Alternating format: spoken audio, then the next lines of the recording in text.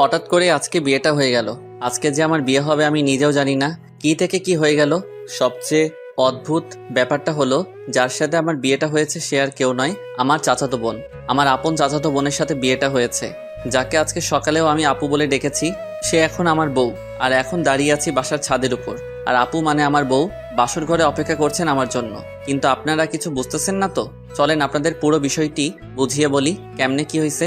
আজ থেকে 2 সপ্তাহ আগে আমার চাচাতো বোন মানে তানিশার বিয়ে ঠিক হয়।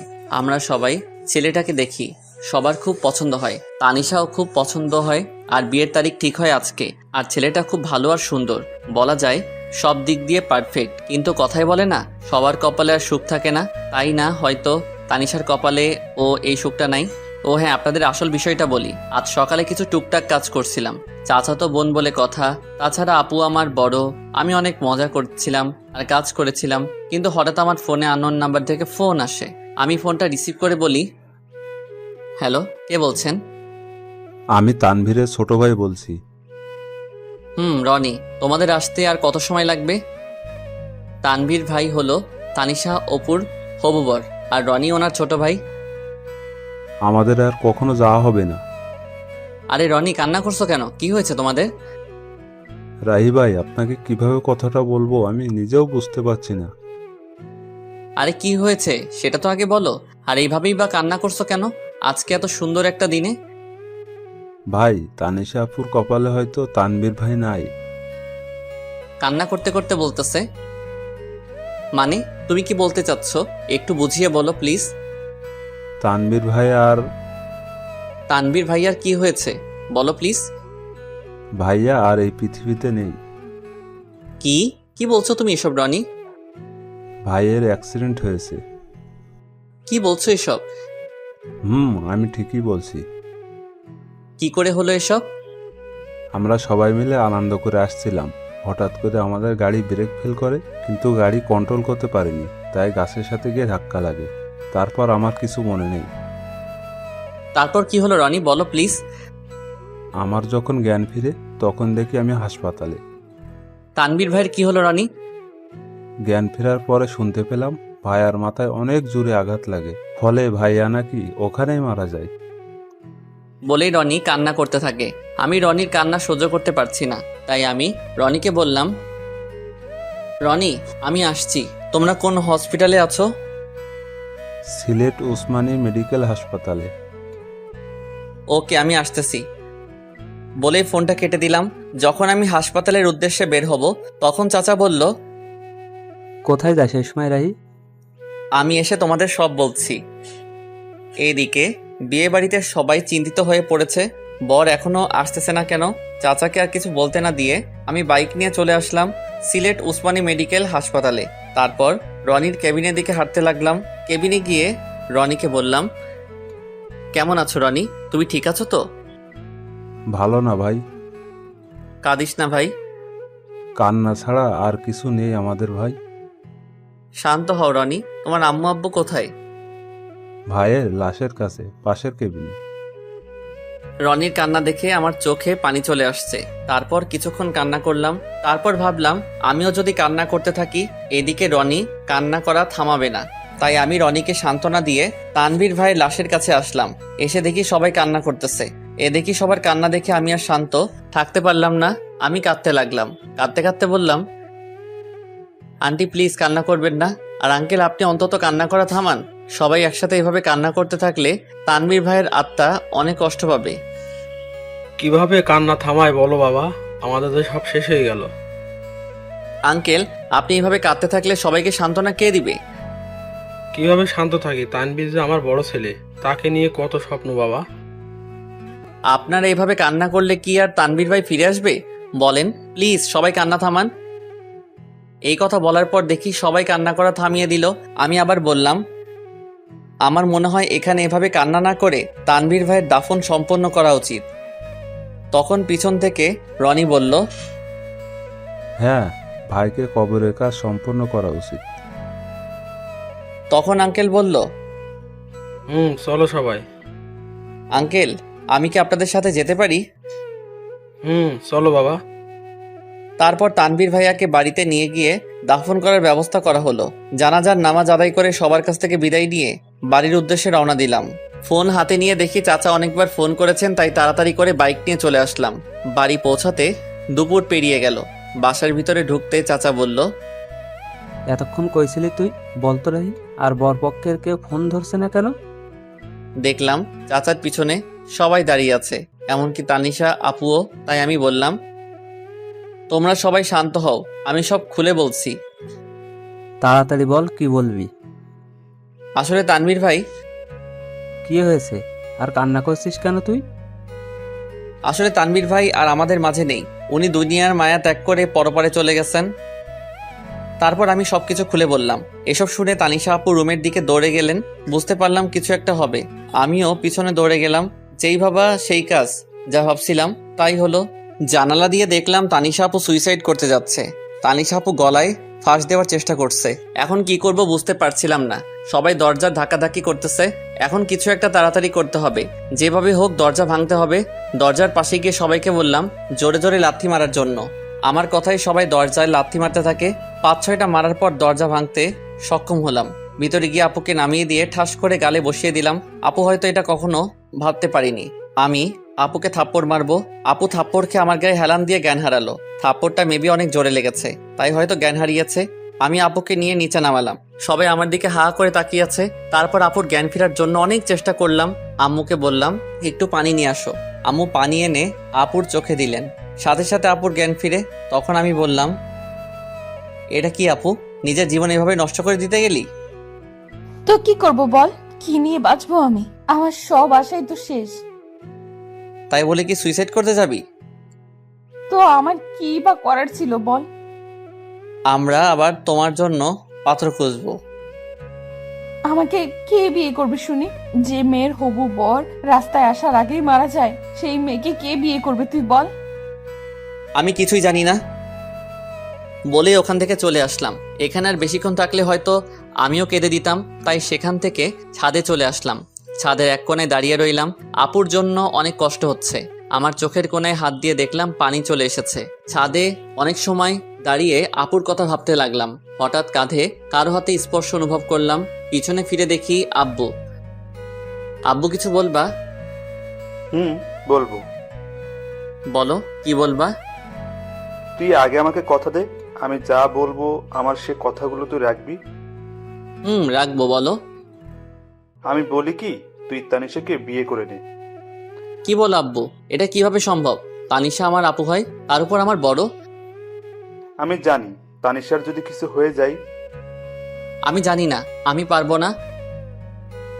কিন্তু তুই ভেবে দেখতে পারিস, তোর জন্য হয়তো সে বেঁচে থাকতে পারবে। ঠিক আছে, ভেবে দেখবো। সেখান থেকে আব্বু চলে গেল। আমিও ওখানে দাঁড়িয়ে আছি। কিছুক্ষণ পর চাচু আমাকে বলল, রাহি, আমি একটা কথা বলি। পিছন থেকে কাঁধে হাত দিয়ে বললেন, চাচা বলেন। তুই আমার মাথায় হাত দিয়ে বল, আমার কথা রাখবি। কিন্তু চাচা। কোনো কিন্তু নয়, তুই আমার মাথায় হাত দিয়ে বল, আমার কথা রাখবি। আচ্ছা বলো, তুমি যা বলবে আমি শুনবো। তুই আমার মেয়েকে বিয়ে কর বাবা, আমার মেয়েটার জীবন বাঁচা। কান্না করতে করতে বললেন চাচা। কিন্তু চাচা, তানিশা আপু লাগে, তার উপর আমার বড় হয়। কোনো কিন্তু নয়, আর তানিশা তোর মাত্র 2 বছরে বড়। প্লিজ বাবা, তুই আমার মেয়েকে বিয়ে করে ওর জীবনটা বাঁচা। বল বাবা, বিয়ে করবি? কাঁদতে শুরু করলেন চাচা। ঠিক আছে চাচা, আমি বিয়েতে রাজি আছি। আর এইভাবেই আমার আর তানিশা আপুর বিয়েটা সম্পন্ন হলো। এতক্ষণ যা বললাম সব বিয়ের আগের ঘটনা। দেখছেন কখন থেকে আপনাদের সাথে বক বক করেই যাচ্ছি। আপনাদের আমার পরিচয়টাই দেওয়া হলো না। আমার নাম ফয়সাল আহমেদ রাহি, বাবা মায়ের একমাত্র ছেলে। আর আমার ছোট একটা দুষ্টু মিষ্টির বোন আছে। আর মনে হয় আপনাদের কিছু বলার দরকার নেই, কারণ গল্প বললে সব জানতে পারবেন। এখন আর বক বক না করে গল্প ফিরা যাক। কি বলেন আপনারা? আমি ছাদে দাঁড়িয়ে এগুলো ভাবছিলাম। কখন যে চোখে পানি চলে এসেছে নিজেও জানি না। চোখ মুছতেছি, তখন কেউ কাঁধে হাত রাখলো। পিছন তাকিয়ে দেখি আব্বু। আব্বু ওই সময় এখানে? এখনো ঘুমাওনি কেন? পৃথিবীর একমাত্র খারাপ বাবা হয়তো আমি। নিজের ভাইয়ের মেয়ের জন্য নিজের ছেলের কুরবানি দিলাম। আমি চুপ। তোর সাথে আমি আর ভাই অনেক বড় অন্যায় করে ফেলেছি। এ সময় তোর ঘুরে বেড়ানোর কাজ, বন্ধুদের সাথে সময় কাটানো, পড়াশোনা করার সময়, সেখানে আমরা তোর উপর অনেক বড় একটা দায়িত্ব দিয়ে ফেলেছি। তোর অমত থাকা সত্ত্বেও আমরা তানিশের সাথে তোর বিয়ে দিয়েছি। আমাদের মাফ করে দিস বাবা। কি সব আবল তাবল বলছো আব্বু? তোমার ভালো মনে করছো তাই বিয়ে দিয়েছো, এতে কষ্ট পাবার কি আছে? মেয়েটা কিছু একটা করে ফেলতে পারে, তাই তোর সাথে বিয়ে দিয়েছি। রাগ করিস না বাবা, অনেক রাত হয়েছে, ঘরে যা। বাবা, মেয়েটা একা বসে আছে। আমি আর কিছু না বলে নিচে চলে আসলাম। আমার রুমে দরজা খুলে দেখে আপু কান্না করছে।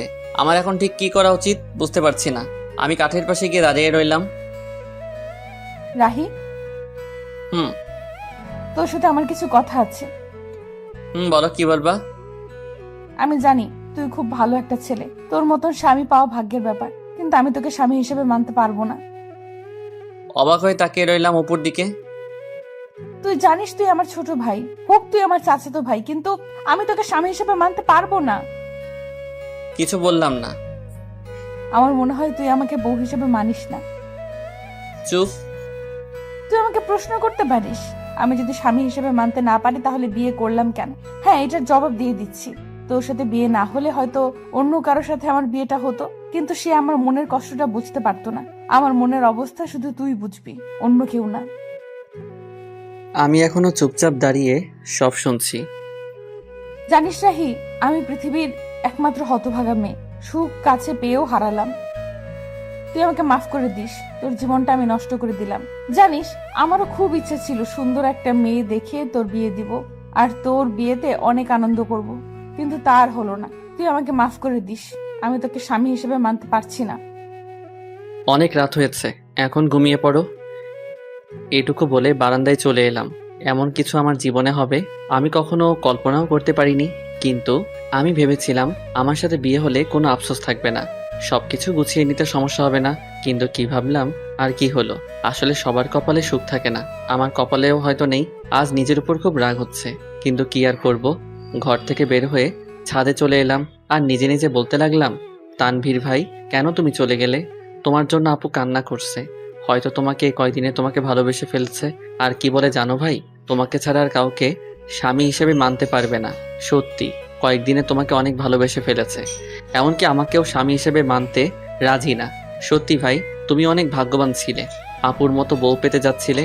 কথায় বলে না, সবার কপালে সুখ থাকে না, তেমনি তোমার কপালেও নেই, আমার কপালেও নেই। হায়রে কপাল আমাদের। এসব ভাবতে ভাবতে চোখের কোণায় আবারও হাত দিয়ে দেখি পানি। চোখে পানি মুছে পকেটে থাকা ফোনটা হাতে নিয়ে দেখি 2:45 বাজে। তাই আর ছাদে দাঁড়িয়ে না থেকে রুমে চলে এলাম। রুমে এসে দেখি এখনো আপু নাক টেনে টেনে কান্না করছে। কি ব্যাপার আপু, তুমি এখনো ঘুমাওনি? কোথায় গিয়েছিলি? একটু ছাদে গিয়েছিলাম, রাত অনেক হয়েছে, ঘুমিয়ে পড়ো। তুই কোথায় ঘুমাবি? সেটা আপনার না জানলেও চলবে, তুমি উপরে ঘুমিয়ে পড়ো, আমি ফ্লোরে শুয়ে পড়ছি। তারপর আর কিছু না বলে নিচে চাদর বিছিয়ে ঘুমিয়ে পড়লাম। মাঝরাতে হঠাৎ কারো কান্নার শব্দে ঘুমটা ভেঙে গেল। তাকিয়ে দেখি আপু এখনো কান্না করছে। আর আমি বললাম, হ্যাঁ আপু, তোমার সমস্যাটা কি? এখন কি ঘুমাতে দিবেন না? যা হবার তা তো হয়ে গেছে। ঠিক আছে, তুই ঘুমা। আমি আবারও ঘুমিয়ে পড়লাম। হঠাৎ সকালে কারো কান্নাকাটি আর চেঁচামেচিতে ঘুম ভেঙে গেল। বের হয়ে দেখলাম তানিশা, আম্মু, আব্বু, আমার ছোট বোন রিয়া ও কান্না করছে। আমি গিয়ে বললাম, আব্বু কি হয়েছে? চুপ। আম্মু কি হয়েছে, এভাবে কান্না করছো কেন? চুপ। আপু তুমি অন্তত বলো কি হয়েছে। আসলে দোকানটা কি হয়েছে বলো না। দোকানটাতে আগুন লেগে গেছে, আর পুরো দোকান পুড়ে গেছে। কি বলছো এসব? বাবা ঠিক বলেছে। সবার কথা শোনার পর যেন আমার মাথায় আকাশ ভেঙে পড়ল। আমি এখন কি করব কিছু বুঝতে পারছিলাম না। তারপর নিজেকে ঠিক রেখে সবাইকে সান্ত্বনা দিতে লাগলাম। এভাবে কয়েকটা দিন কেটে গেল। তারপর শুরু হলো সংসারের অশান্তি। বাবা বড় মানুষ, ঠিক মতো কাজ করতে পারে না, তাই আর সংসারের কষ্ট দেখতে না পেরে সংসারে হাল ধরতে হলো আমাকে। কি করব কিছুই বুঝতে পারছিলাম না। তাই আমার ফ্রেন্ড আফিকুলকে ফোন দিলাম। হ্যালো আফিকুল দোস্ত, আমার সাথে একটু দেখা করতে পারবি? আরে এভাবে বলছিস কেন? কোথায় আসতে হবে সেটা বল। স্কুলের পাশে দোকানটায় আয় না দোস্ত। ঠিক আছে, আমি আসতেছি। ঠিক আছে আয়। বলেই ফোনটা কেটে দিলাম আর রেডি হয়ে স্কুলের পাশের দোকানে চলে গেলাম। একটু পরে আফিকুলও চলে এলো। বল দোস্ত, কি বলবি? আসলে দোস্ত, আমার একটা হেল্প লাগবে। তুই এভাবে বলছিস কেন? কি হেল্প লাগবে সেটা তো বল। আসলে দোস্ত, আমার একটা চাকরি লাগবে। কি, তুই চাকরি করবি? আমি চাকরি করব, একটা ব্যবস্থা করে দে না। ব্যবস্থা করব, কিন্তু তুই আমাকে হাসালি। তোর বাবার দোকান থাকতে তুই চাকরি করবি কেন? তাহলে তোকে সব খুলে বলি কেন চাকরি করব। বল। আমি আফিকুলকে সব শুরু থেকে শেষ পর্যন্ত বললাম। আমাদের দোকানে আগুন লেগে পুড়ে ছাই হয়ে গেছে রে, তাই আমি চাকরি খুঁজছি। আরে কান্না করিস না দোস্ত, আমি সব ব্যবস্থা করছি। দোস্ত। ঠিক আছে, সন্ধ্যা হয়ে গেছে, তুই বাড়ি যা, আমি সব ব্যবস্থা করছি। ঠিক আছে, আমি যাচ্ছি, তুইও যা। বলেই আমি আফিকুলকে বিদায় দিয়ে বাড়ি চলে আসলাম। বাড়ি এসে দেখি আম্মু এখনো মাথায় হাত দিয়ে বসে এখনো কান্না করছে। আম্মু, কান্না করো না, কান্না করে আর কি হবে, সব তো শেষ। বাবা জানি, কিন্তু কান্না ছাড়া আর কি করব বল। আর কাঁদতে হবে না, আমি কিছু একটা ব্যবস্থা করছি। কি করবি তুই? পরে বলবো, এখন প্লিজ তুমি কান্না করো না। ঠিক আছে। আম্মুকে সান্ত্বনা দিয়ে রুমে চলে এলাম। এসে দেখি তানিশা আপুও কান্না করছে। তাই আমি বললাম, তুমি কান্না করছো কেন? আমার জন্য তো সব হচ্ছে। তোমার জন্য আমার কি হলো? তোদের এখানে আসার সাথে সাথেই ক্ষতি হয়ে গেল। আমার মনে হয় এতে আপনার কোনো দোষ নেই, এটা আমার কপালের দোষ। এটা তোর কপালের দোষ না, এটা আমার কপালের দোষ। তোমার কপালের দোষ কেমন করে হলো? হ্যাঁ, আমার কপাল খারাপ, কারণ যে মেয়ের বিয়ের দিনে বোন মারা যায়, শ্বশুর বাড়ি আসতে না আসতেই ক্ষতি হয়ে যায়, তার কপালের দোষ না তো কার কপালের দোষ? কি বলছেন? আপনার শ্বশুরবাড়ি? হ্যাঁ, আমার শ্বশুর বাড়ি তো। কেমন করে হলো তোমার শ্বশুরবাড়ি? কারণ তোর সাথে আমার বিয়ে হয়েছে, তাই এটা আমার শ্বশুর বাড়ি। কি, তোমার সাথে আমার বিয়ে হয়েছে? হুম। কি, ওটা বিয়ে? আমার তো মনে হয় না। হয় না কেন? আমি তোমাকে বউ হিসেবে মানি না, আর তুমিও আমাকে স্বামী হিসেবে মানো না। কথা বলতে বলতে হঠাৎ আফিকুলের ফোন এসেছে। আফিকুল, বল। খুশির খবর আছে বন্ধু। কি খুশির খবর? দোকানে আয় বলছি। ঠিক আছে, আমি আসছি, তুই একটু অপেক্ষা কর। আমি বের হতে হতে তানিশা আপুকে বললাম, আমি আসি, তোমার সাথে পরে কথা বলবো। কোথায় যাবি এখন? এসে সব বলছি তোমাকে। আমি আর কথা না বলে চলে আসলাম স্কুলে পাশের দোকানে। এসে দেখি আফিকুল আমার জন্য অপেক্ষা করছে। বল দোস্ত, কি খুশির খবর? আমি তো চাকরির ব্যবস্থা করে ফেলেছি দোস্ত। কি, তুই আমার চাকরির ব্যবস্থা করে ফেলেছিস? দোস্ত, তোর জন্য এটুকু করতে পারবো না বল? আমি অনেক খুশি রে, খুব বড় একটা উপকার করেছিস।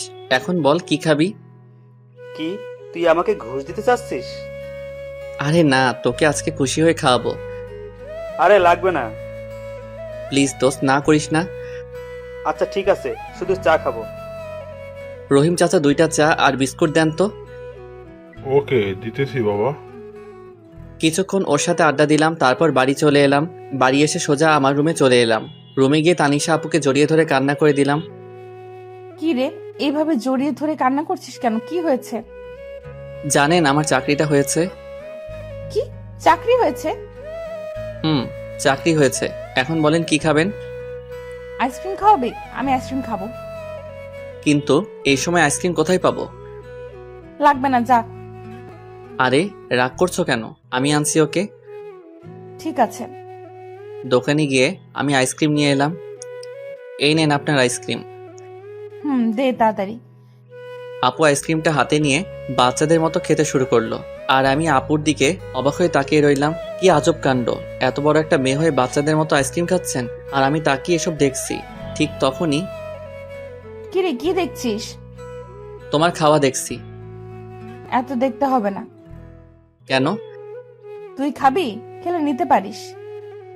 না না, লাগবে না, আমি বাচ্চাদের মতো আইসক্রিম খাই না।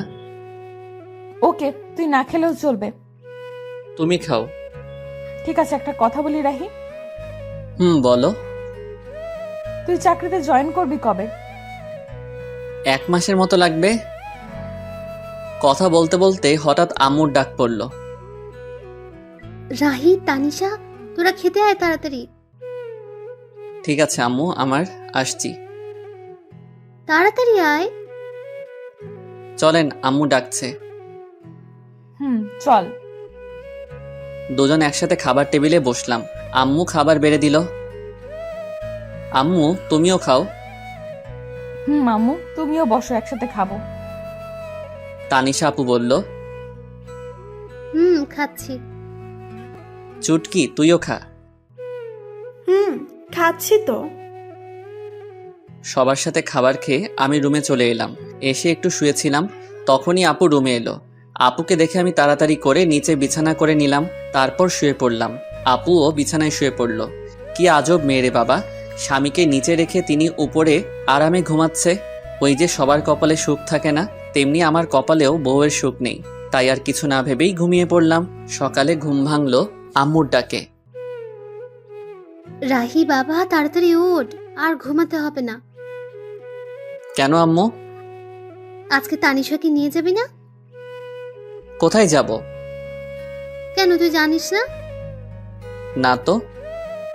তানিশা মা তোকে কিছু বলেনি? না, আমাকে তো কিছু বলেনি। তানিশা মা, তুমি রাহিকে কিছু বলনি? না আম্মু, ভুলে গিয়েছিলাম। ঠিক আছে, তাহলে ওকে বলে নিচে আসো। ঠিক আছে আম্মু, আমরা আসছি। ওকে। ওই, আজকে আমাদের বাড়ি নিয়ে যাবি? আমি কেন নিয়ে যাব? তুমি একা যাও, আমি যেতে পারবো না।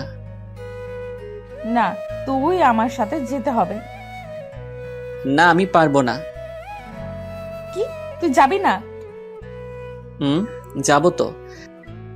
আমি বুঝি না এ কেমন মেয়ে, আমাকে স্বামী হিসেবে মানে না, আবার সবসময় অধিকার ফলাতে আসে। আজাইরা পেঁচাল। কি রে, চুপ করে আছিস কেন? এমনি।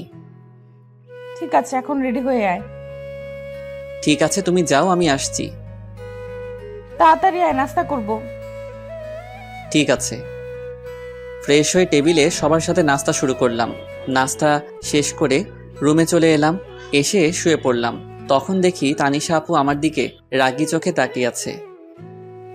এভাবে তাকিয়ে আছো কেন? তুই এসে শুয়ে পড়লি কেন? তো কি করব? একটু আগে আমি কি বলছিলাম? কি বলছিলে? আমি আজকে আমাদের বাড়ি যাব বলছিলাম না? যাব তো। তাহলে এইভাবে শুয়ে পড়লি কেন? এমনি। তুমি রেডি হও। ঠিক আছে, তুইও রেডি হয়ে নে। কথা বলতে বলতে হঠাৎ শুনতে পেলাম আমার চাচা চাচি মানে শ্বশুর শাশুড়ি আমাদেরকে নিতে এসেছেন। তাই আমি তাড়াতাড়ি করে রেডি হয়ে চাচা চাচির কাছে চলে এলাম। আমি তাদেরকে সালাম দিলাম। আসসালামু আলাইকুম চাচা চাচি, কেমন আছেন? ওয়ালাইকুম সালাম। বাবা ভালো, তুমি? আলহামদুলিল্লাহ চাচি, আপনি? আলহামদুলিল্লাহ ভালো, কিন্তু তুমি আমাকে চাচি না, আম্মু ডাকবা। তুমি আমার ছেলের মতো। ঠিক আছে আম্মু, বলবো। মনে যেন থাকে। ঠিক আছে, আমি একটু আসছি আম্মু। ঠিক আছে বাবা, যাও। এরপর এখানে থেকে রুমে চলে এলাম। এসে তো আমি অবাক। আমি কোনো রকম হাসি আটকে রেখে বললাম, তুমি এটা কি পরেছ? কেন, শাড়ি পরেছি। হাসতেছিস কেন? তোমার এটা শাড়ি পরা হয়েছে নাকি? হয়নি। একদম হয়নি। একদম এভাবে হাসবি না, আমি শাড়ি পরতে পারি না। আচ্ছা ঠিক আছে, আমি পরিয়ে দেই। তুই পারলে পরিয়ে দে। দিচ্ছি। আমি আপুকে শাড়ি পরিয়ে দেওয়া শুরু করলাম।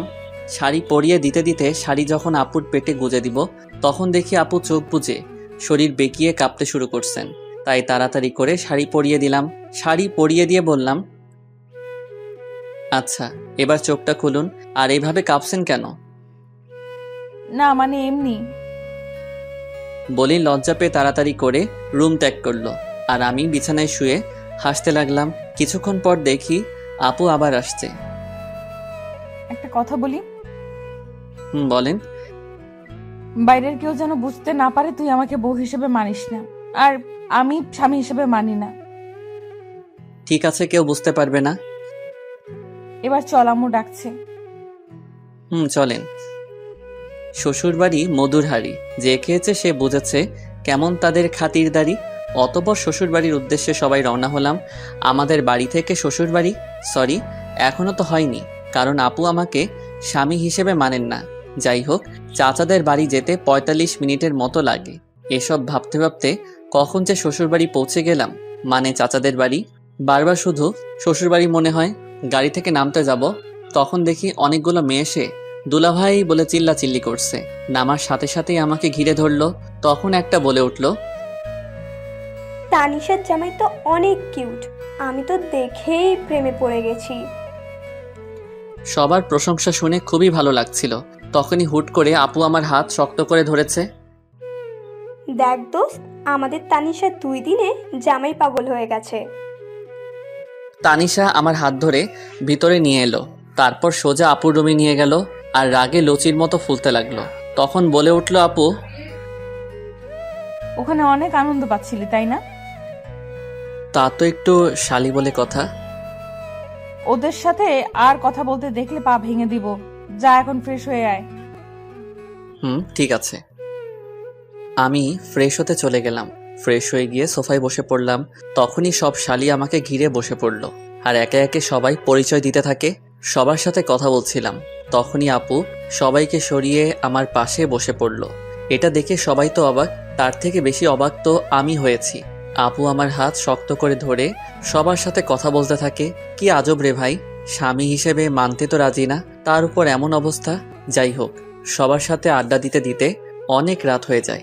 তারপর খাওয়া দাওয়া শেষ করে আপুর রুমে এসে চাদর বিছিয়ে নিচে শুয়ে পড়লাম। তখনই আপু বলে উঠল, রাহে, তোকে নিচে শুতে হবে না। কেন? আমি নিচে ঘুমাই, তুই উপরে ঘুমা। লাগবে না, আমি নিচে ঘুমাতে পারবো। তোকে যা বলছি তাই কর, বেশি কথা বলিস কেন? আচ্ছা ঠিক আছে। আমি আর কথা না বাড়িয়ে উপরে শুয়ে পড়লাম। সকালে কানের কাছে নিঃশ্বাসের শব্দ আসতেছে। চোখ খুলে তো আমি অবাক, কত সুন্দর করে আপু আমাকে জড়িয়ে ধরেছে, আর আমার ঠোঁটের একেবারে কাছে আপুর ঠোঁট।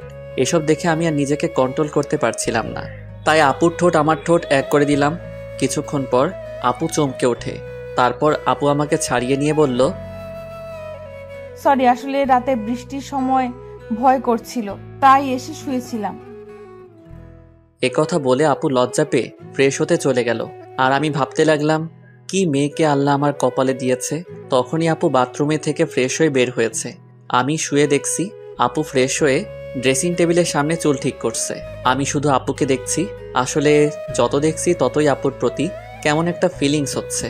আপুর প্রতি ফিলিংস হচ্ছে হোক, আপু আমাকে স্বামী না মানালোক। আসলে আপুকে এই মুহূর্তে যেই ছেলে দেখতো পুরাই পাগল হয়ে যেত, এত সুন্দর লাগছে আপুকে।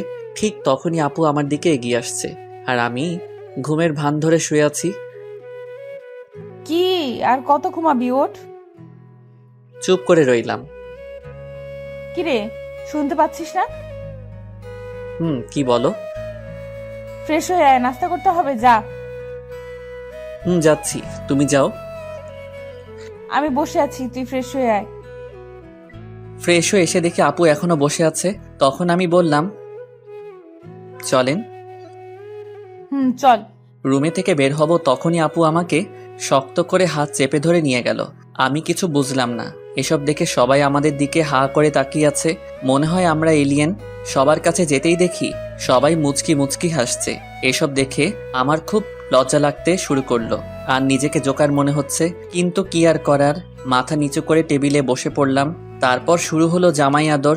জীবনে প্রথম জামাই আদর পাচ্ছি। সবাই ওঠার পর ওঠা খাওয়াচ্ছে, আর আমি বলির পাঠার মতো খেয়ে যাচ্ছি।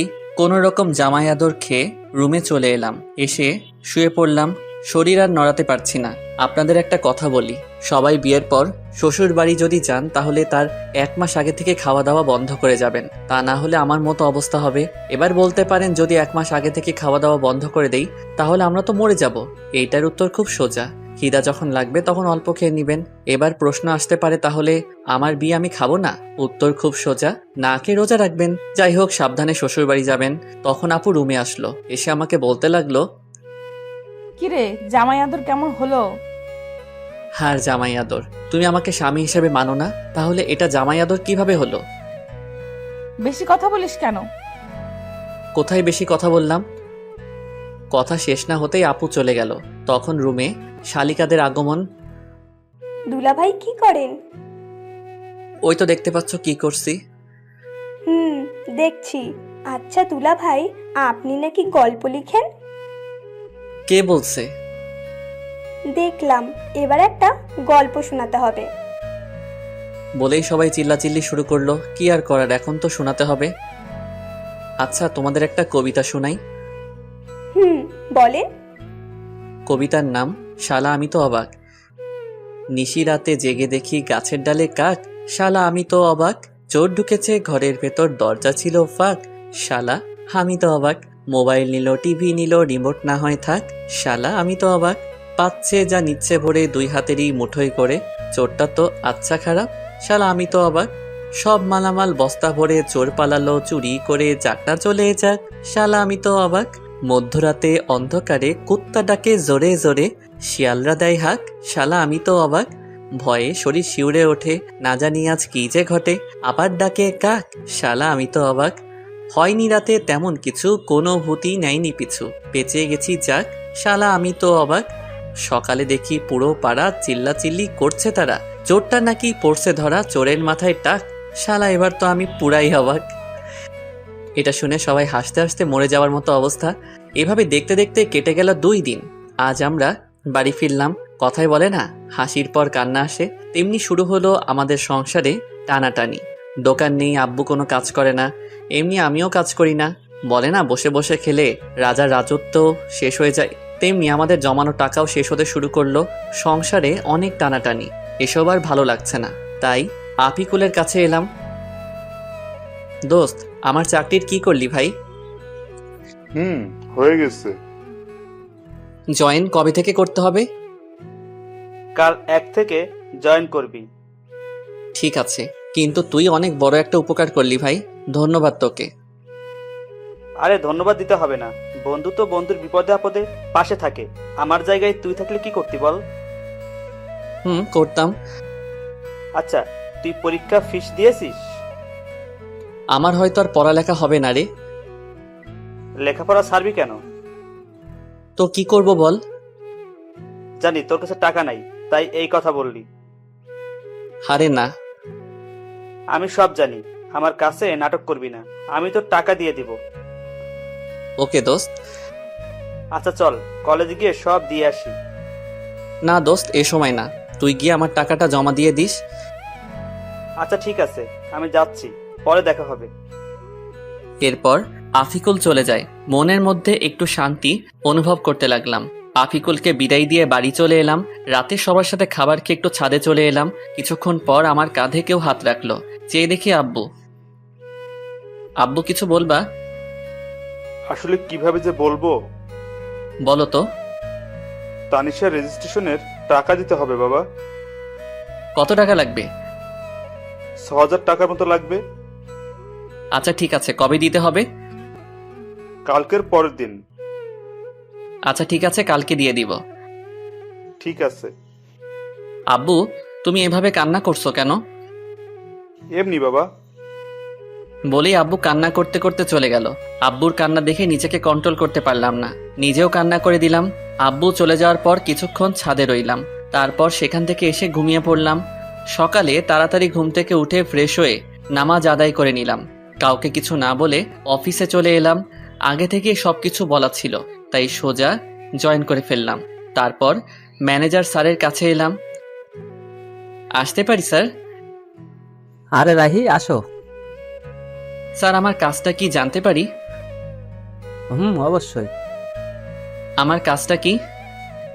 তোমার কাজ সেল করা। ঠিক আছে স্যার।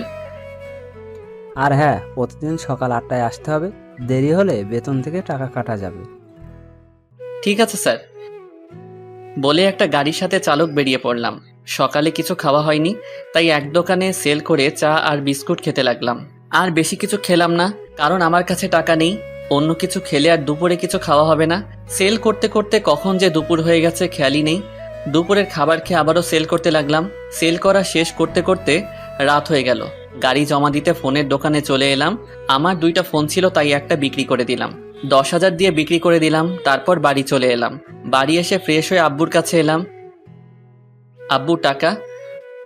কিসের টাকা বাবা? তোমার মেয়ের রেজিস্ট্রেশনের ফিস। আমি আর কিছু না বলে আব্বুর কাছে টাকা দিয়ে রুমে চলে এলাম।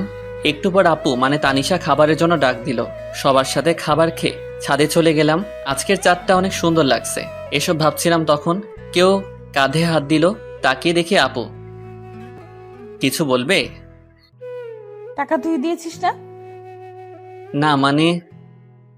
তুই দিয়েছিস নাকি সেটা বল। আমি দিয়েছি। কেন? তুই এত টাকা কোথায় পেলি? আমার ফোনটা বিক্রি করে দিয়েছি। কেন? জানি না। জানি না মানে কি? আমার ভালো লাগছে না, আমি ঘুমাবো বলেই সেখান থেকে চলে আসলাম। আর বেশি কথা বললাম না, কথা বললে হয়তো কথা আরো বেড়ে যেত। রুমে এসে ঘুমিয়ে পড়লাম। সকালে পাখির কিচির মিচির আওয়াজে ঘুম ভেঙে গেল। নামাজের সময় ছিল, তাই নামাজটা আদায় করে নিলাম। সকালে সবার সাথে নাস্তা করতে বসে পড়লাম। হঠাৎ করে তানিশা আপু বলল, আব্বু, আমি একটা কথা বলবো। মা, বলো। বলছিলাম কি, রাহি তো একাই চাকরি করে এখন সংসার চালায়, আর তাতে ওর অনেক কষ্ট হয়। আমি বলি কি, আমি যদি একটা চাকরি করি তাহলে ওর কষ্ট একটু কম হতো। এই পরিবারের আর কারো ইনকাম করতে হবে না, আমি এখনো মরে যাইনি, মরে গেলে করো বলে সেখান থেকে রুমে চলে এলাম। আসলে আমি চাই না তানিশা আপু কোনো কাজ করুক। আমি রেডি হয়ে অফিসে চলে এলাম। প্রতিদিনের মতো আজকে একটা চালক নিয়ে বেরিয়ে পড়লাম সেল করতে। সেল করতে করতে দুপুর হয়ে গেল। তখন সাথে থাকা সোহাগ ভাই বললেন, ভাই চলেন কিছু খেয়ে আসি। চলো।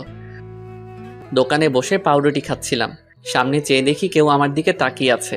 ভালো করে তাকিয়ে দেখি আব্বু ওর ফ্রেন্ডের সাথে দাঁড়িয়ে আছে। তাই আমি তাড়াতাড়ি খেয়ে সোহাগ ভাইকে নিয়ে চলে এলাম। তারপর আবার দোকানে সেল করতে লাগলাম। সেল করতে করতে রাত হয়ে গেল। গাড়ি জমা দিয়ে হাঁটছিলাম। পকেটে হাত দিয়ে দেখি টাকা নেই, তাই বাধ্য হয়ে হাতের ঘড়িটা বিক্রি করে দিলাম। বাড়ি এসে সোজা রুমে চলে এলাম। ফ্রেশ হয়ে সবার সাথে খাবার টেবিলে বসে পড়লাম। খাওয়া দাওয়া শেষ করে ছাদে চলে গেলাম। ছাদে আসি কারণ আমার মন খারাপ থাকলে ছাদে এসে সময় কাটাই আর চাঁদ দেখতে থাকি। অনেক সময় থাকার পর রুমে আসলাম। খেতা বালিশ নিয়ে নিচে শুতে যাব, তখনই একটা কথা বলতাম। বলেন। তুই উপরে ঘুমা, আমি নিচে ঘুমাই। আমি কাপুরুষ নই। একটা মেয়েকেই নিচে ঘুমাতে দিয়ে আমি উপরে ঘুমাবো, আপনি ঘুমান। আর কথা না বলে ঘুমিয়ে পড়লাম। সকালে ঘুম থেকে উঠে দেখি আপু গোসল করে আসছে। এটা দেখে তো আমি আপুর উপরে আবারও ক্রাশ খাইছি। ভেজা চুলে আপুকে অসম্ভব সুন্দর লাগছে। আপনাদের বলে বোঝাতে পারবো না। আপু আমার দিকে তাকাতেই আমি ঘুমের ভান ধরে রইলাম। তখন আপু বললেন, কি উঠবি না? আর কত ঘুমাবি? সবাই নাস্তা করার জন্য অপেক্ষা করছেন। উঠছি, তুমি যাও। তারপর আপু চলে যায়। আসলে আপুকে যত দেখছি ততই আপুর প্রতি ফিলিংস হচ্ছে। আমার কপালে হয়তো বউয়ের ভালোবাসা নেই, জীবনটা বেদনা। আপু কেন আমার ফিলিংসটা বুঝে না। ফ্রেশ হয়ে সবার সাথে নাস্তা শেষ করে রুমে এসে শুয়েছিলাম। আজকে শুক্রবার, তাই কাজ নাই। একটু পরে আপু আসলো। ওকে দেখে কেমন যেন লাগলো, মনে হয় অস্বস্তিতে আছেন। আপনার কি কিছু হয়েছে? কই না তো। সত্যি বলছেন তো? মিথ্যা বলছেন না তো? মিথ্যা বলতে যাব কেন? আচ্ছা ঠিক আছে। আচ্ছা, একটা কথা বলি। বলেন। আমাকে কিছু টাকা দিতে পারবি? কত টাকা? 200 টাকা। ওই দিন হাতঘড়ি বিক্রি করে যা পেয়েছিলাম ওই টাকা আপুকে দিয়ে দিলাম। আজকে ছুটি, তাই একটু ঘুম দিলাম। বিকেলে একটু ঘুরতে বের হলাম বন্ধুদের সাথে আড্ডা দিতে। মাগরিবের আজান হয়ে গেল, তাই নামাজটা আদায় করে রুমে চলে এলাম। রুমে আসতেই দেখলাম আপু বাথরুম থেকে বের হচ্ছে। আপুকে দেখে একটু সন্দেহ হচ্ছে। আজ এমন তাকে কখনো মনে হয়নি। এতক্ষণ কোথায় ছিলি? এই একটু বাইরে ঘুরছিলাম। আমাকে নিয়ে গেলি না কেন? আপনাকে নিয়ে যাব কেন? কেন, আমি যেতে পারি না বুঝি? না, আমার সাথে যেতে পারেন না। আমাকে তো স্বামী হিসেবে মানেন না। তোর সাথে ঘুরতে না যাওয়ার কি আছে? ওকে সামনের ছুটির দিন নিয়ে যাব। লাগবে না, আমি তোর সাথে যাব না। ওকে না গেলে আমার কি আর কত আছে যাওয়ার জন্য? ওই কি বললি? কই কিছু না। আমি যাব। এখন না বললেন যাবেন না? এখন যাব, তোর কোনো সমস্যা? না, সমস্যা নেই। তারপর রাতে খাবার খেয়ে ঘুমিয়ে পড়লাম। পরের দিন ভোর সকালে ঘুম ভাঙলো। ঘুম থেকে উঠে নামাজ আদায় করে নিলাম। তারপর একটু গ্রামটা ঘুরে দেখতে লাগলাম। সকালের আবহাওয়া মনটা অনেক ভালো করে দেয়। কত সুন্দর লাগে সকালবেলা। কিছুক্ষণ গ্রামটা ঘোরাঘুরি করে রুমে চলে এলাম। এসে দেখি আপু এখনো ঘুমিয়ে আছে। ভাবলাম ঠেকে দিব কিনা, অত কিছু না ভেবে ডাক দিলাম, আপু উঠেন, সকাল হয়ে গেছে। আর কত ঘুমাবেন? ওই আপু উঠবেন না? কি হয়েছে আম্মু, এত সকাল সকাল ডাকছো কেন? হেদি কয় কি আমি নাকি তার আম্মু? আরে আমি রাহি। ও তুই? কখন থেকে ডাকছি, উঠছেনই তো না। সরি। বলেই আপু ফ্রেশ হতে চলে গেল। সকালে নাস্তা করে কাজে চলে এলাম। দোকানে সেল দিতে দিতে এক জায়গায় দাঁড়িয়ে গেলাম। আপুর মতো কাউকে দেখতে পাচ্ছি। একটু কাছে গিয়ে দেখি আসলেই ওটা আপু। কিন্তু আপু এই জায়গায় কি করে? দেখলাম একটা ফার্মেসিতে ঢুকলো, সাথে চুটকি। তারপর কিছু একটা কিনে চলে গেল। আমি বুঝতে পারছি কি নিয়ে গেছে আপু। ভাবছি এখন গিয়ে জিজ্ঞেস করব কিনা। আপু সেখান থেকে চলে গেল। আমিও সেল দিতে চলে এলাম। রাতে খাবার খেয়ে রুমে আসলাম আর আপুর জন্য অপেক্ষা করতে লাগলাম। কিছুক্ষণ পর দেখি আপু রুমে আসলো। চোখ মুখ কেমন যেন হয়ে গেছে। নিজেকে একটু সাহসী বানিয়ে বললাম, আপনার সাথে কিছু কথা ছিল। বল। আপনি আজ 11টার সময় কোথায় ছিলেন? আমার কথায় কিছুটা ভয় পেয়ে গেল আপু। বান্ধবীদের সাথে কেন? না এমনি। আপনি ঠিক আছেন তো? ঠিকই তো আছি। না আপনি ঠিক নেই। আমার কাছ থেকে কিছু কি লুকাতে চাচ্ছেন? কি লুকাবো আমি? তুই কিসের কথা বলছিস? এইটার কথা বলছি, প্যাকেটটা সামনে ধরে। আসলে আপনারা হয়তো বুঝতে পারছেন না কিসের প্যাকেটের কথা বলছি। ওইটা প্যাড ছিল। অনেকে হয়তো এখন বুঝতে পারছেন। এসব বলায় আপু কিছুটা লজ্জা পেয়ে যায়। লুকানো কি আছে এসব? জানি আপনি আমাকে স্বামী হিসেবে মানেন না, কিন্তু নিজের সমস্যার কথা তো বলতে পারেন না। এখন আমাকে বিশ্বাস করে উঠতে পারেননি? না তেমন কিছু না, আসলে বলতে লজ্জা লাগছিল। লজ্জার কি আছে এতে শুনি? কবে থেকে শুরু হয়েছে? 2 দিন হলো। ওকে তুমি এখানে বসো, আমি আসছি। আপুর জন্য গরম পানি করে নিয়ে আসলাম। কি ওগুলো? আপনার জন্য গরম পানি নিয়ে এসেছি।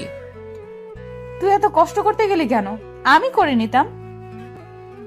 তা তো জানি। কত ব্যথা সহ্য করে হাসি মুখে কথা বলছেন। আপনার আর কয়েকদিন কিছু করতে হবে না, রেস্ট নিন। তুই এত ভালো কেন? সবার কত খেয়াল রাখিস, আমার পিরিয়ডের কথা শুনে এত কেয়ার করছিস। যদিও তোকে স্ত্রীর অধিকার দেইনি, যদি দিতাম আরো কত কিছু করতে আমার জন্য। সরি রাহি, আমি জানি তুই অনেক ভালো। তোর মতো স্বামী সবার কপালে জোটে না, কিন্তু আমি কেন যে তোকে মেনে নিতে পারছি না। কি ভাবছেন? কিছু না, তুই ঘুমিয়ে পড়। না, যদি আপনার কিছু লাগে। লাগবে না, দরকার হলে তোকে ডাক দিব। ওকে। তারপর আমি ঘুমিয়ে পড়লাম। পরের দিন আর কাজে যাইনি। আপুর শরীরটা খারাপ হয়ে পড়ছিল, তাই সারাদিন আপুর পাশে ছিলাম। যখন যেটা লাগে সব করলাম। ইস, যদি আমাকে স্বামী হিসেবে মেনে নিত তাহলে এই মুহূর্ত আরো কত সুন্দর হতো। আমার কপালটাই খারাপ। আচ্ছা, ও কি বুঝে না আমি ওকে কতটা ভালোবেসে ফেলেছি? এক মুহূর্ত ভালো লাগে না আপুকে ছাড়া। রাতে আবার আপুর জন্য গরম পানি করলাম। তারপর ওষুধ খাইয়ে দিয়ে ঘুম পাড়িয়ে দিলাম। আমিও ঘুমাতে আসলাম। রাহি, বলেন। তোকে একটা কথা বলার ছিল। কি? আমি প্রথম দিন তোকে একটা কথা বলেছিলাম, আমি তোকে স্বামী হিসেবে মানতে পারবো না। কিন্তু এতদিন তোকে কাছে থেকে দেখেছি, তোর কেয়ার গুলো দেখে সত্যি আমি তোকে অনেক ভালোবেসে ফেলেছি। প্লিজ তুই আমাকে তোর স্ত্রী হিসেবে গ্রহণ কর। আমিও তো আপনাকে প্রথম দিন থেকেই ভালোবেসে ফেলেছি। কি এতদিন বলিসনি কেন? আমি কি জানতাম আপনিও আমাকে ভালোবাসেন? এখন তো জানলি। এখনো কি আপনি বলবি? আচ্ছা ঠিক আছে, তুমি করে বলবো। ও, ওদিকে আসছিস কেন? আপনিটাকে তুমি করতে হবে তো। আপুর এমন কথা শুনে আমার তো খুশিতে হিরো আলমের গান লাগাই নাচতে ইচ্ছে করতেছে। মনে সাহস নিয়ে আপুর ঠোঁটের কাছে আমার ঠোঁট এক করতে যাব, ঠিক তখনই চমকে উঠেছিলাম। আপু আমাকে থাপ্পড় মারলো কেন? তখনই চোখ খুলে দেখি এইটা ছিল স্বপ্ন। মনটাই খারাপ হয়ে গেল। কত সুন্দর একটা স্বপ্ন দেখলাম, এটা যদি বাস্তবে হতো তাহলে কেমন হতো। কিন্তু ওই যে আমার কপাল খারাপ, চারদিকে তাকিয়ে দেখি সকাল হয়ে গেছে। বিছানায় চোখ যেতেই দেখলাম আপু কত সুন্দর করে ঘুমাচ্ছে, ছোট বাচ্চাদের মতো করে। দেখলেই তো পাগল হয়ে যাওয়ার মতো অবস্থা, কিন্তু কিছু করার নেই। এত রোমান্টিক হওয়া আমার জন্য মানায় না। তাই গিয়ে আপুকে ডাক দিলাম, আপু উঠুন, সকাল হয়ে গেছে। হুম, আপনার শরীরে কেমন আছে এখন? ভালো। আপুকে তুলে আমি ফ্রেশ হয়ে খাবার টেবিলে চলে এলাম। দেখি আব্বু বসে আছে। রাহি, তোর সাথে কিছু কথা আছে। বলো আব্বু। আমাদের দোকানটা নতুন করে শুরু করবো ভাবছি। আব্বু, এটা তো ভালো কথা। দোকানটা চালু হলে তোকে আর চাকরি করতে হবে না, লেখাপড়া কমপ্লিট করবি আর তানিশা মার খেয়াল রাখবি। আব্বু, পরেরটা পরে দেখা যাবে, আগে তো শুরু করো। এভাবেই আমাদের জীবনটা চলছিল। আপু আগের থেকে বেশি আমার উপর রাগ দেখায়, আবার অধিকারও খাটায়। মনে হয় যেন সত্যি আমি ওর বর। কখনো মনে হয় মেনে নিয়েছে, আবার কখনো মনে হয় এগুলো সবাইকে দেখানোর জন্য করছে। একদিন আপু বলল, চল আজকে আমরা ঘুরতে যাই। কোথায় যাবেন? চা বাগান দেখতে যাই। আমার ভালো লাগছে না। কি? আরেকবার বল, দেখ আমি তোর কি অবস্থা করি। আচ্ছা চলেন। এই তো, গুড বয়। এ কেমন মেয়ে রে বাবা, একবার রাগ দেখে আবার রাগ নেই, সব শেষ হয়ে যায়। ও আল্লাহ, কেমন মেয়ের পাল্লায় ফেললে। স্বামী হিসেবে মানে না, কিন্তু স্বামীর অধিকার ঠিক কাটায়। মন চায় কচু গাছের লগে ফাঁস দিয়ে মরে যায়। আল্লাহ আমায় উঠাই লও। আমি রেডি হয়ে আপুর জন্য অপেক্ষা করতে লাগলাম। মেয়েদের এই একটাই জিনিস, কোথাও যাইতে হলে মেকআপ নামের জিনিস তাদের দিতে হইব। কত সময় ধরে অপেক্ষা করতেছি, আসার কোনো নামই নেই। হলো আপনার? এই তো চল। আপুর দিকে তাকাতেই আবারও ক্রাশ খেলাম। নীল জামার সাথে ম্যাচিং করে চুড়ি, চোখে কাজল, অসম্ভব সুন্দর লাগছে, পরীর মতো লাগছে। কি আর বলমু ভাই, এগুলো শুধু নাটকে আর গল্পেই সম্ভব। জীবনে তো একটা পরীর মতো সুন্দর মাইয়া দেখলাম না, পরী নামের পেতনি দেখছি। কি হলো, হা করে কি দেখছিস? পরী দেখি। এখানে পরি পাইলি কই? আমার সামনে। মুখ ফসকে কথাটা বলে ফেললাম। আমার কথা শুনে আপু কিছুটা লজ্জা পেয়ে যায়। আর পরি দেখতে হবে না, চল। চলেন। তারপর আমি গিয়ে আমার বাইকটা বের করলাম। আপু এসে দাঁড়িয়ে আছে। উঠবেন না? উঠছি তো। বলেই আপু বাইকে উঠে আমার কাঁধে হাত রাখলো। কাঁধে হাত দিতেই অন্যরকম অনুভূতি হচ্ছিল। এই প্রথম বাইকে কোনো মেয়েকে নিয়ে উঠলাম। চাচাতো বউকে নিয়ে বাইক চালাচ্ছি, খুব ফিলিংস হচ্ছে। এই ফিলিংসটা আপনাদের বলে বোঝাতে পারবো না। তারপর বাইকটা স্টার্ট করে চালাতে শুরু করলাম। কিছুক্ষণ পর বাইকের স্পিডটা একটু বাড়িয়ে দিতেই আপু আমাকে শক্ত করে জড়িয়ে ধরে। এতক্ষণ এটাই তো চাইছিলাম, নরম শরীরের স্পর্শ, খুব ভালো লাগছিল। কিছুক্ষণ পর আমরা শ্রীমঙ্গল বদ্ধভূমি 71 চলে আসলাম, চায়ের রাজধানী শ্রীমঙ্গল। আমরা বাইক থেকে নামতেই আপু আমার হাত শক্ত করে জড়িয়ে হাঁটতে লাগলো। খুব ভালো লাগছিল তখন। আপু নীরবতা ভেঙে বলল, রাহি। বলেন। সরি। সরি মানে কেন? আমি তোকে মন থেকে স্বামী হিসেবে মানি না, কিন্তু সব সময় তোর উপর অধিকার দেখাই। না ঠিক আছে, আমি কিছু মনে করি না, সব আমার কপালের দোষ। এমন করে বলছিস কেন? কেমন করে বললাম আবার? কিছু না। কিছুক্ষণ আপুর কিছু পিক তুলে দিয়ে আমি বললাম, কিছু খাবেন? আইসক্রিম নিয়ে আয়। আমি তো জানি মেয়েরা ফুচকা পাগলি হয়, কিন্তু আপনি আইসক্রিম পাগলি কেন? এমনি, তোর কোনো সমস্যা? না, আনছি আমি। আইসক্রিম নিয়ে এলাম, তারপর বললাম, এই নেন আপনার আইসক্রিম। একটা কেন, তুই খাবি না? না, ওসব আমি খাই না, আপনি খান। ওকে। আইসক্রিমটা হাতে নিয়ে বাচ্চাদের মতো খেতে লাগলো। এত বড় একটা মেয়ে হয়ে বাচ্চাদের মতো আইসক্রিম খাচ্ছে, কি অদ্ভুত ব্যাপারটা। আপু আইসক্রিম খাচ্ছে আর আমি তাকিয়ে শুধু দেখছি। কি ব্যাপার, অমন করে কি দেখছিস? কই না তো। আমি দেখেছি তুই আমার খাওয়া দেখছিলি। না। দেখতে হবে না, চাইলে তুই খেতে পারিস। না, আপনি খান। আমি বলছি তুই খাবি, এই নে। আমি খাবো না, আপনি খান। তুই খাবি নাকি আইসক্রিম তোর মুখে মেখে দিব? আচ্ছা ঠিক আছে। আমি আর কিছু না বলে হা করি। আপু আইসক্রিম আমার মুখে দিল। আমি খেতে না চাইলেও বাধ্য হয়ে খেতে হলো। রাগ করলি? আমি সবার উপরে রাগ করি না। ও তো কার কার উপর রাগ করিস না একটু শুনি। আপনাকে বলবো কেন? আর কিছু না বলে ঘোরাঘুরি করে বাড়ির উদ্দেশ্যে রওনা দিলাম। রাস্তায় হঠাৎ আমার একটা ফ্রেন্ড মিতুর সাথে দেখা। কিরে রাহি, কেমন আছিস? এই তো আলহামদুলিল্লাহ ভালো। তুই? আমিও ভালো আছি। তো তোর কি খবর? এই তো আর কি। আমরা কথা বলছিলাম, হঠাৎ আপুর দিকে চোখ যেতেই দেখলাম আপু রাগে ফুলছে। কিছু বুঝলাম না। তোর সাথে মেয়েটাকে? ও হলো আপনার বউ তানিশা, আর তানিশাও আমার ফ্রেন্ড মিতু। হাই আপু, আপনি তো অনেক কিউট। ধন্যবাদ আপু। মিতুর সাথে কিছুক্ষণ কথা বলার পর বাড়িতে চলে এলাম। বাড়িতে আসতে আসতে সন্ধ্যা হয়ে গেছে। আমি ফ্রেশ হয়ে বিছানায় শুয়েছিলাম, তখন আপু রুমে আসলো। দেখে মনে হচ্ছে কোনো কারণে রেগে আছে। রুমে এসে আমার সাথে কোনো কথা বলেননি, আমিও বলিনি। রাতে আম্মু খাবার খেতে ডাকছে, তাই আমি খাওয়ার জন্য চলে এলাম। খাওয়া দাওয়া শেষ করে রুমে চলে আসি। এসেই শুয়ে পড়ি, তখন আপু রুমে আসলো। তখন আমি বললাম, কি ব্যাপার, আপনাকে এমন দেখাচ্ছে কেন? সারাদিন তো ঠিকই ছিলেন। আমার সাথে কথা বলবি না তুই? কেন, আমি আবার কি করলাম? মেয়ে মানুষ দেখলে এই গায়ে পড়ে কথা বলতে হবে, তাই না? কখন আবার মেয়েদের সাথে কথা বললাম? ও এখন তো মনে করিয়ে দিতে হবে। আসার সময় কি ওই মেয়ের সাথে কথা বলিসনি? এত হেসে হেসে কি কথা শুনি? ও তো আমার ভালো ফ্রেন্ড। তাহলে ওর কাছে যা, আমার সাথে কথা বলবি না। আমি ওর সাথে কথা বলছি, তাতে আপনার কি? আপনি এত রাখছেন কেন? আমারই তো সব। মানে? কিছু না। বলেই শুয়ে পড়লো। কি আজব মেয়ে বাবা, এখন দেখছি কারোর সাথে কথা বলতে দেবে না। নিজে তো ভালোভাবে কথা বলেই না, আবার অন্য কারোর সাথে কথা বলে রেগে যায়। মেয়েদের মন বোঝা আসলে অনেক কঠিন। কি কখন কি চায় তারাই ভালো জানে। কি বলছিস? আপনি এখনো ঘুমাননি? তুই ঘুমাবি না? ঘুমাচ্ছি। সকালে ঘুম থেকে উঠে তো অবাক, আপু আমাকে জড়িয়ে ধরে শুয়ে আছে। আমার শরীর কাঁপছে, হার্টবিট বেড়ে যাচ্ছে। কিন্তু কি আর করব, এত রোমান্টিক হলে তো চলবে না। আপুকে ডাকতে লাগলাম। আপু আমাকে জড়িয়ে ধরে শুয়ে আছে কেন? আমি আমার হাজবেন্ডকে জড়িয়ে আছি। তোর কোনো সমস্যা? আপনার হাজবেন্ড মানে বুঝলাম না। এখন ঘুমাতে দে, বেশি কথা বলিস না।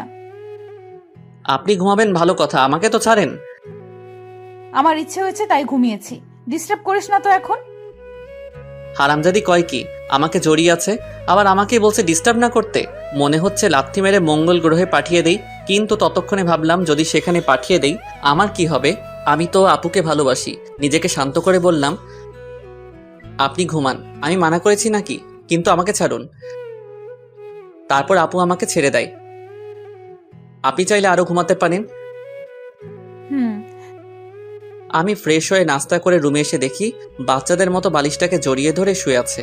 এটা দেখে আমার ঠোঁটের কোণায় হাসি ফুটে উঠেছে। কালকে দিনটা আমার কাছে অনেক ভালোই লাগছিল। যত দিন যাচ্ছে আপুর প্রতি দুর্বলতা কাজ করছে। কেন জানি অনেক ভালোবেসে ফেলেছি। আপুকে ছাড়া হয়তো এখন 1 সেকেন্ডও বাঁচতে পারবো না। আমি কি আমার মনের কথা বলে দিব? কিন্তু তখন যদি রেগে যায়? কিন্তু আমার মনের কথা না বলা পর্যন্ত তো আমি শান্তি পাচ্ছি না। সব সময় আপুর প্রতি ভালোবাসা, দুর্বলতা, ওকে স্পর্শ করার ইচ্ছা, ওর প্রতি নেশা আমার ভেতরটাকে শেষ করে ফেলছে। আচ্ছা, আপু কি আমাকে ভালোবাসে? ওর ব্যবহার দেখে তো তাই মনে হচ্ছে। আপুও আমাকে ভালোবাসে, কিন্তু বলতে পারছে না। আচ্ছা, আমি কি সরাসরি গিয়ে বলে দিব? আমরা কি সবকিছু ভুলে দুজন দুজনকে ভালোবাসতে পারি না? আজকে বলে দিব, যা হবার হবে। এদিকে তানিশা ঘুম থেকে উঠে আমাকে কোথাও খুঁজে পাচ্ছে না। সকাল থেকে একবারও দেখছে না। তানিশাও আমাকে ভালোবাসে, কিন্তু কখনো বলতে পারছে না। কারণ একে তো ও একটা মেয়ে, তার উপর আমি ওর চাচাতো ভাই, তার উপর ছোট লজ্জার কারণে বলতে পারছে না। কিন্তু মন থেকে রাহিকেই ভালোবাসে। রাত্রে বাড়ি আসার সময় আপুর জন্য আইসক্রিম, চকোলেট আর ফুল নিয়ে আসলাম। যেগুলো আপুর পছন্দ করে সেগুলো নিয়ে আসি। আজকে আমার মনের কথা বলেই দিব, পরে যা হবার দেখা যাবে। বাড়িতে এসে এগুলো নিয়ে সোজা আমার রুমে চলে এলাম। আমার রুমের মধ্যে ঢুকতে যাব, তখনই দেখি আপু কারোর সাথে ফোনে কথা বলছে। কি যেন মনে করে আর ভিতরে গেলাম না। দরজার ওপাশে দাঁড়িয়ে শুনতে লাগলাম, হ্যাঁ আমি সত্যি ওকে ভালোবাসি আর ওর সাথে সারা জীবন থাকতে চাই। কিন্তু এই ঝামেলাটা থেকে আগে বের হই, তারপর আব্বু আম্মুকে সব বলে আমরা দুজন হানিমুনে যাব।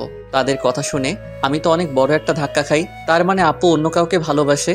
মুহূর্তের মধ্যে আমার সব আশা ভরসা সব নষ্ট হয়ে যায়। আমি কখনো ভাবতে পারিনি আমি ওর কাছে এত বড় একটা সমস্যা। আমি ফুলগুলো ফেলে দিয়ে আইসক্রিম আর চকলেট চুটকিকে দিয়ে দিলাম। না নয়, আমি ওকে মুক্ত করে দিব। আমি তাদের মাঝে ঝামেলা হয়ে থাকতে চাই না। তাই অনেক কিছু ভেবে সিদ্ধান্ত নিলাম আমি ওকে ডিভোর্স দিয়ে দিব। ও যদি অন্য কাউকে নিয়ে সুখে থাকতে চায় আমি বাধা দিব না। আমি রুমে ঢুকতেই আপু ফোন রেখে দেয়। সারাদিন কই ছিলি? একবারও বাড়িতে দেখলাম না। একটা কাজ ছিল। সারাদিন কিছু খেয়েছিস? দাঁড়া, আমি তোর জন্য খাবার আনছি। না না, আমি খাবো না, বাইরে থেকে খেয়ে এসেছি। যে কথাগুলো শুনেছি আর খাবার মুখে দিয়ে কি আর যাবে। তোর সাথে আমার কিছু কথা ছিল। বলেন। অনেক দিন থেকেই বলতে চেয়েছিলাম কিন্তু বলতে পারিনি। জানি না এই বিষয়টা তুই কিভাবে নিবি। অত কিছু না বলে আসল কথাটা বলেই ফেলুন। আসলে আমি তোকে ডিভোর্স দিতে চান তাই তো? মানে মানেটা খুব সহজ। আপনি আর এই মিথ্যা সম্পর্ক রাখতে চান না, তাই আমাকে ডিভোর্স দিতে চান। সমস্যা নেই, দিয়ে দিব। আপনার ইচ্ছা আমি খুব তাড়াতাড়ি পূরণ করে দিব। আমি ডিভোর্স পেপার রেডি করছি। আপনি আপনার পছন্দ মতো একটা ছেলেকে বিয়ে করে নিয়েন। কিন্তু আমি তো বাড়িতে কিভাবে জানবেন? ওইটা আপনাকে চিন্তা করতে হবে না, আমি ম্যানেজ করে নিব। তারপর আমি আর আপুকে কিছু বলার সুযোগ না দিয়ে ফ্লোরে শুয়ে পড়লাম। আর বেশিক্ষণ কথা বললে হয়তো চোখ দিয়ে বন্যা শুরু হয়ে যেত। যাকে এতটা ভালোবাসি সে আজ আমাকে এভাবে ছ্যাঁকা দিয়ে দিল। এসব ভাবতে ভাবতে কখন ঘুমিয়ে পড়েছি মনে নেই। হঠাৎ কারো কান্না করার আওয়াজ শুনে ঘুমটা ভেঙে যায়। চোখ খুলে দেখি তানিশা আপু কান্না করতেছে। কি ব্যাপার, এত রাতে কান্না করছেন কেন? কিছু না, এমনি। আজব তো, এত রাতে কেউ কাঁদে? নিজেও ঘুমাচ্ছেন না, আমাকেও ঘুমাতে দিচ্ছেন না। আচ্ছা তুই ঘুমা। আমি ঘুমিয়ে যাই। এদিকে তানিশা ভাবতে থাকে, কেন তোকে বলতে পারলাম না আমি তোকে কতটা ভালোবাসি? আমাকে একবার বলার সুযোগ না দিয়ে তুই সব বলে গেলি। আমি নাকি ডিভোর্স চাই। কিভাবে ভাবছিস এইসব? ওকে, তুই যদি আমাকে ডিভোর্স দিয়ে ভালো থাকিস তাহলে চলে যাব তোর জীবন থেকে অনেক দূরে। তাছাড়া তোকে বিয়ে করে তোর জীবনটা আমি নষ্ট করে দিয়েছি, পারলে ক্ষমা করে দিস। পরের দিন আমি উকিলের সাথে যোগাযোগ করে ডিভোর্সের অ্যাপ্লাই করে আসলাম। আমাদের 6 মাসের ডেট দিয়েছেন। সেখান থেকে আফিকুলের সাথে দেখা করলাম। দোস্ত, আমার সব শেষ। কেন, তোর আবার কি হলো? আর কাঁদছিস কেন? তানিশা আমার কাছে থেকে ডিভোর্স চাই। কি বলছিস এসব তুই? হ্যাঁ, আমি সত্যি বলছি। তাহলে কি করবি এখন তুই? আমার সাথে চল। কোথায়? চল না। আমি আর আফিকুল একটা বারে আসলাম। এখানে আনলি কেন? ড্রিঙ্কস করব তাই। তুই কি ড্রিঙ্কস করিস? হুম। কিন্তু তুই তো আজ পর্যন্ত একটা সিগারেটও মুখে নিয়ে দেখিস নাই। আজকের মতো তো আর কখনো কষ্ট পাই নাই। তারপর আমরা দুজনই ড্রিঙ্কস করি। আমি একটু বেশি খেয়েছি, যার কারণে নিজেকে কন্ট্রোল করতে পারছি না। তাই আফিকুল আমাকে বাড়িতে নিয়ে আসে। বাড়িতে দরজায় নক করতে তানিশা দরজা খুলে দেয়। ভাবি, আসলে আজকে রাহি একটু ড্রিঙ্ক করে ফেলেছে। আচ্ছা ঠিক আছে, আপনি ওকে ভেতরে নিয়ে আসুন। তারপর আফিকুল আমাকে রুমে রেখে চলে যায়। একটু পরে আপু আসলো। তুই ড্রিঙ্কস করেছিস? হ্যাঁ, করেছি। তোর কোনো সমস্যা? তুই তো আগে এমন ছিলি না। সবসময় কি একরকম থাকতে হবে? এই বলে আমি তানিশার দিকে এগোচ্ছি আর তানিশা পিছনে যাচ্ছে। এদিকে আসছিস কেন? আমার ইচ্ছে হয়েছে, আমি আমার বউকে আদর করব, যা ইচ্ছা তাই করবো। আপনার কোনো সমস্যা?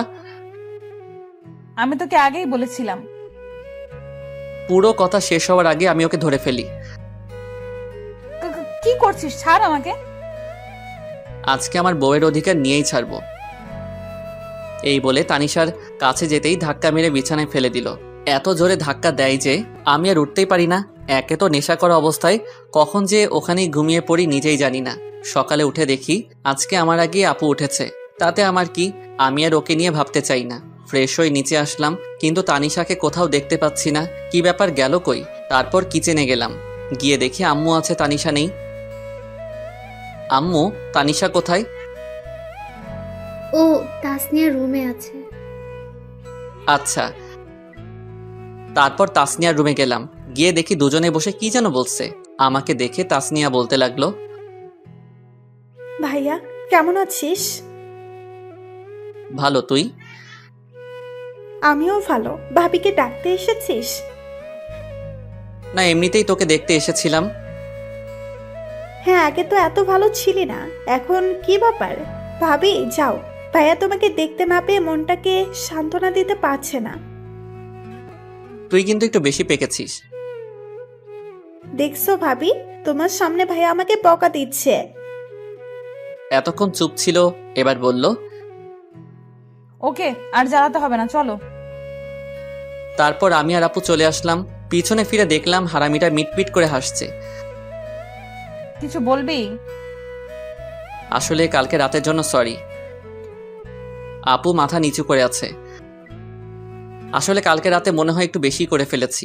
আমি কখনো ভাবিনি এমনটা হবে। প্লিজ মাফ করে দিয়েন। আচ্ছা ঠিক আছে, তখন তুই হুঁশে ছিলি না, কিন্তু তুই ড্রিঙ্কস কেন করেছিস? এমনি, বাদ দেন।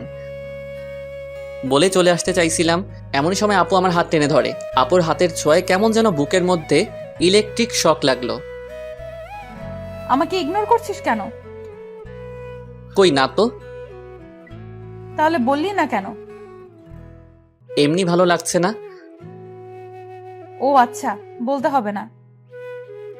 তারপর আপু চলে যায়। সারাদিন আর একবারও কথা বলেনি। তাতে আমার কি, দুজনে দূরে দূরে থাকাই ভালো। কিছুদিন পর আবার শরীরটা অনেক খারাপ হয়ে যায়। এই কয়দিনে তানিশার সাথে দরকার ছাড়া কোনো কথা হয় নাই। তানিশাও দরকার ছাড়া কথা বলেনি। দেখি, সোজা হয়ে শো, আমি তোকে জলপট্টি দিচ্ছি। লাগবে না আমার, আমি ঠিক আছি। লাগবে না মানে? জ্বর তো এখনো কমেনি। তো কি হয়েছে, মরেই তো যাব, তার থেকে তো বেশি কিছু না। এত বেশি কেন বুঝিস সব সময়? আমি বেশি বুঝি, তাতে আপনার কি? আজব তো, এরকম করছিস কেন তুই আমার সাথে? কি করছি? কিছু না, এখন চুপ করে থাক। কিছু আর বললাম না। জানি আরো কিছু বললে হয়তো কষ্ট পাবে, আর কিছু শুনবেও না, তাই শুয়ে থাকলাম। আপু আমাকে জলপট্টি দিয়ে দিল। যতদিন পর্যন্ত সুস্থ হয়নি আমার পাশে থেকেছে, কিন্তু একবারও ভালোভাবে কথা বলেনি। এত যত্ন করিস কিন্তু ভালোবাসি কথাটা বললেও কি হয়? নিজেও কষ্ট পাবে, আমাকেও কষ্ট দিবে। ফাজিল একটা মাইয়া। কিছুদিন পর বলে ও নাকি তাদের বাড়িতে যাবে। কাল আমাকে আমাদের বাড়িতে নিয়ে যাবি? কি ব্যাপার, আগে তো বললে না না করতো, আজ বলতেই রাজি হয়ে গেল। পরের দিন আপুকে তাদের বাড়িতে নিয়ে যাই। আপুকে রেখে আসতে যাব, তখন বাবা আজকে দিনটা থেকে যা, এখনই আসলি আবার চলে যাবি? শাশুড়ি মা কথাটা বললেন। না মা, আমার কাজ আছে, ও থাকুক যতদিন থাকার, আমি পরে এসে নিয়ে যাব। আচ্ছা। তানিশার কাছে ওর মা গিয়ে বলল, কি ব্যাপার তানিশা, রাহির সাথে কি তোর কিছু হয়েছে? ও এমন ভাবে চলে গেল কেন? তানিশা কিছু না বলে ওর মাকে জড়িয়ে ধরে কেঁদে দেয়। কি হলো, কাঁদছিস কেন?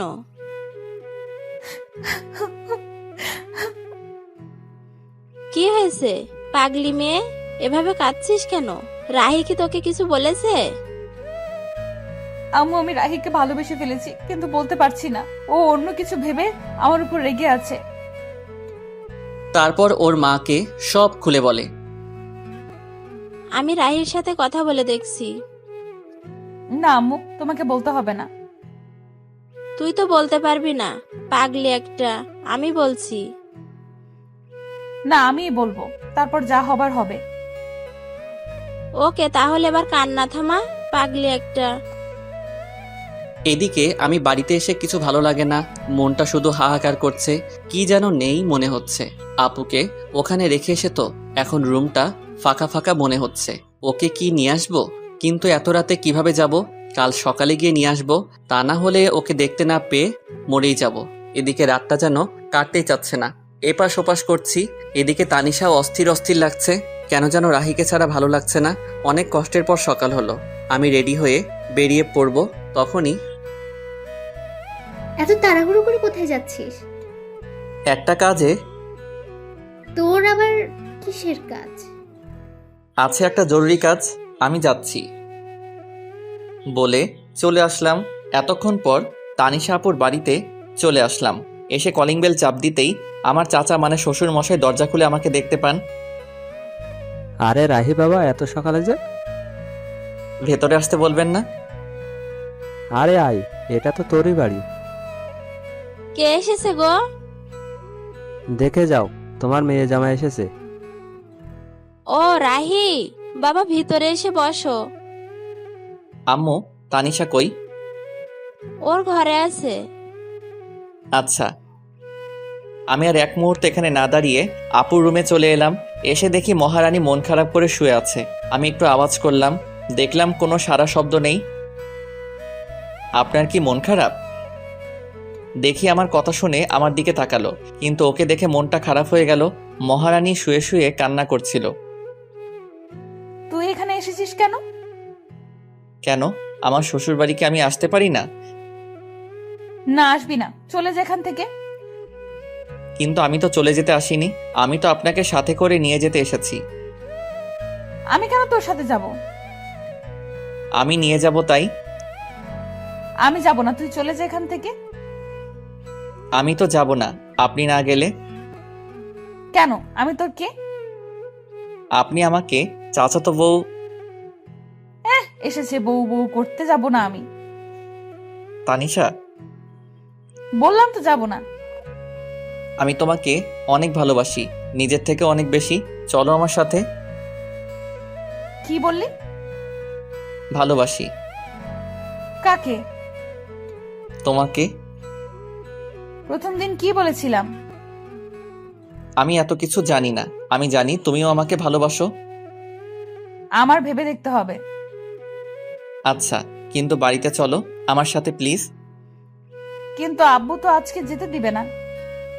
সেটা আমি দেখতেছি, চলো। তারপর আমি ওকে নিয়ে চলে আসতে লাগলাম। আরে তোমরা কই যাও? চাচা, বাড়ি যাব। কিন্তু এখনই তো এলে। আমাদের দরকার আছে। ওদের যেতে দাও। তারপর আমি আর তানিশা বাড়ির উদ্দেশ্যে রওনা দিলাম। আজকে এসে আজকেই চলে গেল, বুঝলাম না তুমি আটকালে না কেন? তারপর চাচি সব খুলে বললেন। এরা পারেও বটে, দেখো এখন সব ঠিক হয়ে যাবে। হুম। আমি তানিশাকে বাড়িতে নিয়ে আসলাম। বাড়িতে আসতে আম্মু বলল, কি রে, কালকে দিয়ে আসলি আবার আজকে নিয়ে আসলি? অমনিও থাকতে চাইছিল না তাই। এই জন্যই সকাল সকাল খুব জরুরি কাজ, এইটাই ছিল। আমি আর কথা না বলে তানিশাকে রুমে নিয়ে আসলাম। রুমে আসতে দেখি ও আমার দিকে রাগী লোক নিয়ে তাকিয়ে আছে। আমি ভয়ে বললাম, কি ব্যাপার, অমন করে তাকিয়ে আছেন কেন? আমি থাকতে চাইছিলাম না, তাই না? মানে না। তোর আজকে কি করে দেখ। হয়েছে আপনাদের রোমান্স করা? হঠাৎ কথা শুনে দুজনেই চমকে উঠে যাই। তুই এখানে কিছু বলবি? বলতেই তো আসছিলাম, কিন্তু তোমাদের রোমান্সের মাঝে চলে আসলাম। তেমন কিছু না। ভাইয়া, আমি কানা না, আমি তোর থেকে বেশি দেখতে পাই। কি বলবি বল। আমায় কিছু টাকা দে তো। কত লাগবে? 500। আব্বুর কাছে থেকে নে। না, তুই দে, আব্বু বকা দিবে। পরে এসে নিয়ে যাস। ওকে, তোরা রোমান্স চালিয়ে যা। তোকে আজকে। চুটকি দৌড়ে চলে যায়। তানিশার দিকে তাকিয়ে দেখি লজ্জায় লাল হয়ে আছে। চুটকি কোথায় এত লজ্জা পাবে জানতাম না, তবে এখন আরো বেশি কিউট লাগছে। রাতে খাবার খেয়ে আমি খেতা বালিশ নিয়ে নিচে শুতে যাব, তখন এই, তুই বিছানায় ঘুমা। আর আপনি? আমি বিছানায় ঘুমাবো। মানে আপনি আমার সাথে ঘুমাবেন? বেশি খুশি হইস না, মাঝখানে এই বালিশ থাকবে, বালিশের এই পাশে একদম আসবি না। না হলে? তোর খবর আছে। বেডি কয় কি বউয়ের কাছে নাকি যেতে পারবো না। কি কপাল আমার। কিছু বলছিস? না। এখন ভালো ছেলের মতো ঘুমা। আমিও ঘুমিয়ে পড়ি। মাঝরাতে হঠাৎ ঘুম ভেঙে যায়। উঠতে যাব, তখনই ভারী কিছু অনুভব করলাম। তাকিয়ে দেখি আমার বুকের উপর শুয়ে আছে আপু। আমার অনেক ভালো লাগছিল, ইচ্ছে হয়েছিল সারা জীবন এভাবে ডাকতে। আমি আর উঠলাম না, যদি ওর ঘুম ভেঙে যায়। এভাবে বুকের উপর আপুকে জড়িয়ে ধরে আমিও ঘুমিয়ে পড়লাম। সকালে আমার আগেই আপুর ঘুম ভেঙে যায়, দেখে আমি ওকে, ও আমাকে জড়িয়ে ধরে আছি। ও উঠার চেষ্টা করতেই আমি আরো জোরে জড়িয়ে ধরি। এমনভাবে জড়িয়ে ধরে শুয়ে আছি আপু যেন বুঝতে পারে আমি ঘুমের ঘোরে জড়িয়ে আছি। যখন আমার থেকে নিজেকে ছাড়িয়ে নিতে পারছে না, তখন আমাকে ডাকতে থাকে। রাহি, ওই আমি চুপ। ওঠ আর ছাড় আমাকে। ও সরি। ওকে ছেড়ে এমন ভাব করলাম যেন আমি কিছুই জানি না, আমি বুঝতে পারি নাই। ঠিক আছে। মনে মনে আমি হাসছিলাম। মাইয়া দেখি একটু একটু করে লাইনে আসছে। পরের দিন আমার আব্বু আম্মু আর চুটকি আমাদের এক আত্মীয়ের বাড়িতে যায় 2 দিনের জন্য। আম্মু যাওয়ার সময় বলে গেল যেন ওনার বৌমার খেয়াল রাখি আর ঝগড়া যেন না করি। মুই আর কি কইতাম, আমি তো এখন অবুঝ বাচ্চা। দুপুর হয়েছে, খুব খিদা লাগছে। তানিশা কই গেল? তানিশা আপু, বল। দুপুর হয়ে গেল তো, কিছু কি রান্না করছেন? খুব ক্ষুধা লাগছে। আমি তো রান্না করতে পারি না। কি মজা করছেন আমার সাথে? মজা কেন করব, আমি সত্যিই রান্না করতে পারি না। খাইতে পারেন মানে? কিছু না। হারামজাদি কয় কি রান্না করতে পারে না, শুধু গিলতে পারে? মেয়ে হয়ে এখনো রান্না করতে শিখেননি? আম্মু কখনো রান্না করতে দেয়নি। মেয়ে মানুষ যখন হয়েছেন একটু তো রান্না করা শিখতে পারতেন। রান্না করতে পারেন না? বিয়ে করে বরকে কি করে খাওয়াতেন? এখন কি হবে আমার? বিয়ে তবে করলি কেন? শখে করি নাই, জোর করে করাইছে। যত সব। খিদের জ্বালায় কি সব বলেছি। খিদে লাগলে মাথা ঠিক থাকে না। আমি গিয়ে হোটেল থেকে খাবার এনে খেয়ে নেই। পরে মনে হলো তানিশাও কিছু খাই নাই, তাই খাবারগুলো নিয়ে ঘরে গেলাম। এই নেন, খাবারগুলো খেয়ে নেন। আমার মাথা ব্যথা করছে, আমি নিচে ঘুমাচ্ছি, আপনি খাবার খেয়ে নিয়েন। তারপর আমি গিয়ে ড্রয়িং রুমে ঘুমিয়ে পড়লাম। ঘুম ভাঙলে দেখি সন্ধ্যা নামবে। তানিশাকে ডাকতে রুমে যাই, গিয়ে দেখি খাবারগুলো যেমন রেখেছিলাম তেমনই আছে। তানিশা গেল কোথায়? সারা বাড়ি খুঁজে পেলাম না, তাই ছাদে গেলাম। গিয়ে দেখি মহারানী ছাদে দাঁড়িয়ে আছে। আমি গিয়ে ডাক দিতে চোখ মুছে আমার দিকে তাকালো। বুঝলাম আমার কথায় অনেক কষ্ট পেয়েছে। খিদের জ্বালায় তখন আমার মাথা ঠিক ছিল না। আমার হয়তো এমনভাবে বলা ঠিক হয় নাই। এখনো খাবার খান নাই কেন? এমনি ভালো লাগছিল না। সরি, আমি আপনাকে সেভাবে বলতে চাইনি। প্লিজ আমাকে মাফ করে দিয়েন। না, সরি কেন বলছিস? তুই তো ঠিকই বলছিস। না, আমি ঠিক বলিনি। সরি, আমার উপর রাগ করে থাকবেন না। আচ্ছা, রাগ করে নাই। সত্যি? সত্যি। তাহলে চলুন, এখন খাবেন। এখন? সারাদিন তো কিছুই খান নাই। তারপর আমি ওকে জোর করে এনে খাওয়ার জন্য বসিয়ে দিলাম। ও খাচ্ছিল, আমি চেয়ে চেয়ে দেখছিলাম। কি ব্যাপার, এমন করে আমার খাওয়া কি দেখছিস? কই না তো। আমি দেখছি তুই আমার খাওয়া দেখছিলি। দেখছি তো, কি হয়েছে? কেন, আমার নজর লাগবে না বুঝি? আমি আমার বউয়ের খাওয়া দেখছি, তাতে আপনার কি? কে তোর বউ? কেন কি বললি? কে তোর বউ? আপনি খান, আমি আসছি। এখন আবার কই যাস? রাতের খাবার আনতে। আপনি তো আর রান্না করতে পারবেন না। পরের দিন এভাবেই চলে গেল। তার পরের দিন বাড়িতে সবাই এলো। এইদিকে মনে মনে আমি একটা প্ল্যান করতে থাকি। পরের দিন সকালে ঘুম থেকে উঠে দেখি তানিশা আমাকে আজকেও জড়িয়ে ধরে আছে।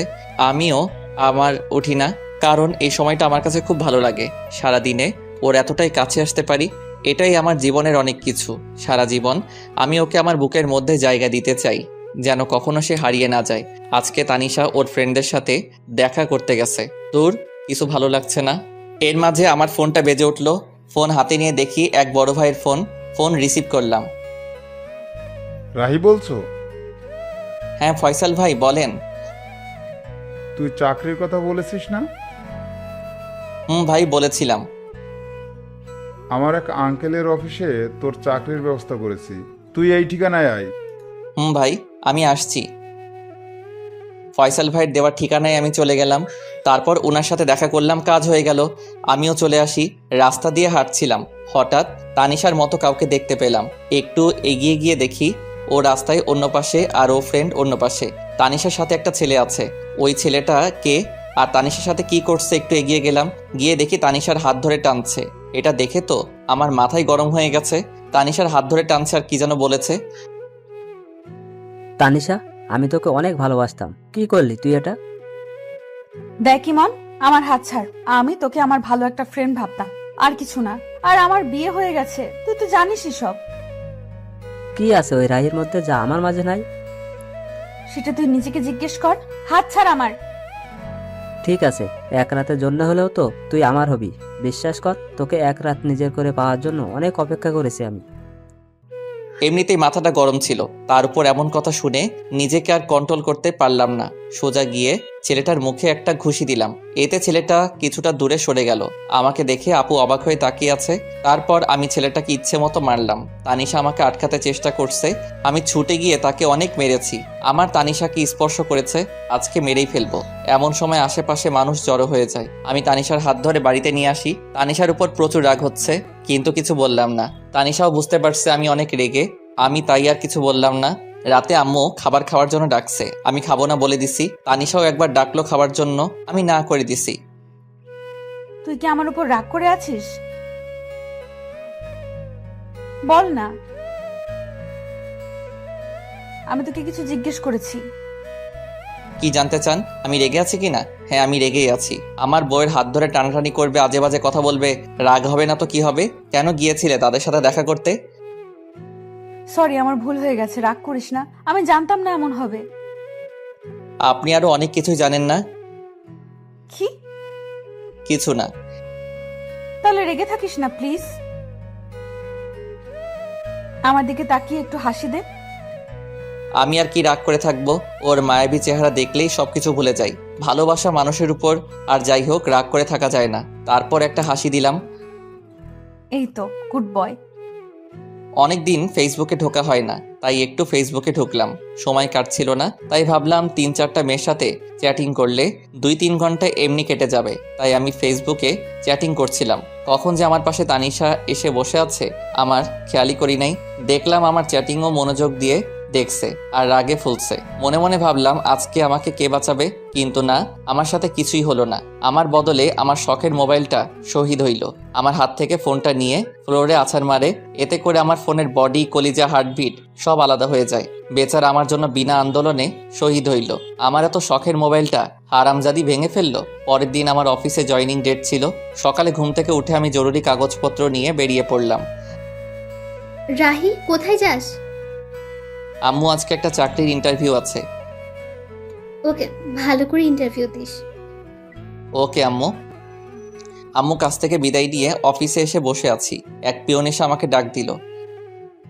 মিস্টার রাহি, স্যার আপনাকে ভেতরে ডাকছেন। আমি ভিতরে যাই। May I come in sir? Yes come in. তুমি রাহি, তাই না? জি স্যার। কাল আমাকে ফয়সাল সব বলেছিল তোমার কথা। তোমার ফাইলগুলো আমাকে দাও। এই নেন। মিস্টার সাব্বির, ওনাকে ওনার কেবিন দেখিয়ে দিন। ওনার পিয়ন কে বললেন? আসুন আমার সাথে। চলুন। উনি আমাকে কেবিন দেখিয়ে চলে গেল। আমি কিছুক্ষণ বসেছিলাম, তারপর স্যার ডাকলো। স্যার, আমার চাকরি হয়ে যাবে তো? আরে তোমার চাকরি তো কালকেই হয়ে গেছে। আমি শুধু তোমার ফাইলগুলো একটু দেখছিলাম। সত্যি স্যার? এবার বলো, তোমার স্যালারি কত দিলে চলবে? আমি কি বলবো স্যার, আপনি বলেন। 30,000 হলে চলবে? আপনি যা ভালো বোঝেন স্যার। ফয়সাল আমার ছেলের মতো, তাই তুমি কোনো চিন্তা করো না। আজ থেকে তুমি এই কোম্পানির ম্যানেজার, ওকে? ধন্যবাদ স্যার। তারপর আমি অফিস থেকে চলে আসি। আজকে আমার অনেক খুশি লাগছে। হঠাৎ মনে পড়লো আজকে তো তানিশার জন্মদিন, ওকে আজকে সারপ্রাইজ দিতে হবে। বাড়ি আসার সময় সব জিনিসপত্র নিয়ে এলাম, আর সবার জন্য মিষ্টিও নিয়ে এলাম। আম্মু দরজা খুলে দিতেই আম্মুকে মিষ্টি খাওয়ালাম। মিষ্টি কি জন্য? আম্মু, আমার নতুন চাকরি হয়ে গেছে। এটা তো খুব ভালো কথা, তোর আব্বু শুনলে অনেক খুশি হবে। আম্মু চুটকি কই? কি ব্যাপার, আজকে তানিশাকে না খুঁজে তাসনিয়াকে? আম্মু তুমি না? ওর ঘরে আছে। আমি গিয়ে চুটকির সাথে দেখা করলাম, তারপর রুমে চলে এলাম। তানিশাকে বললাম আমার সাথে একটু আসতে। কোথায় যাব? আমার সাথে চলুন না। তারপর আমি ওকে ছাদে নিয়ে গেলাম। ছাদে যাওয়ার আগেই আমি ওর চোখ বন্ধ করে নিলাম। কি করিস? চুপ। আমি ছাদে নিয়ে গিয়ে চোখ ছেড়ে দেই। তানিশা চোখ খুলে অবাক হয়ে যায়। ছাদের মধ্যে মোমবাতি দিয়ে লেখা happy birthday to you Tanisha. আমি ওর সামনে হাঁটু গেড়ে বসে বললাম happy birthday Tanisha. Thank you so much. I love you Tanisha, I really love you. এই বলে আমি তানিশার হাতে আংটি পরিয়ে দেই, কিন্তু এর মধ্যে তানিশার কোনো রিয়াকশন নেই। আমি অবাক হয়ে যাই। কিছু বলছো না যে? আমি কি তোমার ভালোবাসার যোগ্য না? সেটা না। আজকে যদি তুমি কিছু একটা না বলো তাহলে আমি বলেই চাকু নিয়ে হাতে ধরি। কি করছিস কি? আজকে যদি ভালোবাসার কথা না বলো তাহলে আজকে আমি হাত কেটে ফেলবো, আর এই জীবন রাখতে চাই না। বলেই চাকু দিয়ে হাতে টান দিতেই যাব, তখন তানিশা দৌড়ে এসে চাকু ফেলে দিয়ে জড়িয়ে ধরে কান্না করতে করতে, কি করছিস তুই? তোর কিছু হলে আমার কি হবে? কেন, তুমি তো আমাকে ভালোবাসো না? কে বলছে? অনেক ভালোবাসি তোকে। তাহলে বলনি কেন আগে? এমনি। তুই কখনো বলেছিস? বলেছি। ভালো করছিস। ভালোবাসি। জানি তো। অনেকক্ষণ তানিশা আর আমি একে অপরকে জড়িয়ে ধরে থাকি। কেকটা কাটো। তোর মনে ছিল? আমার একমাত্র বউয়ের জন্মদিন আমার মনে থাকবে না? হয়েছে হয়েছে, আর পাম মারতে হবে না। তারপর আমি আর তানিশা মিলে কেকটা কাটি।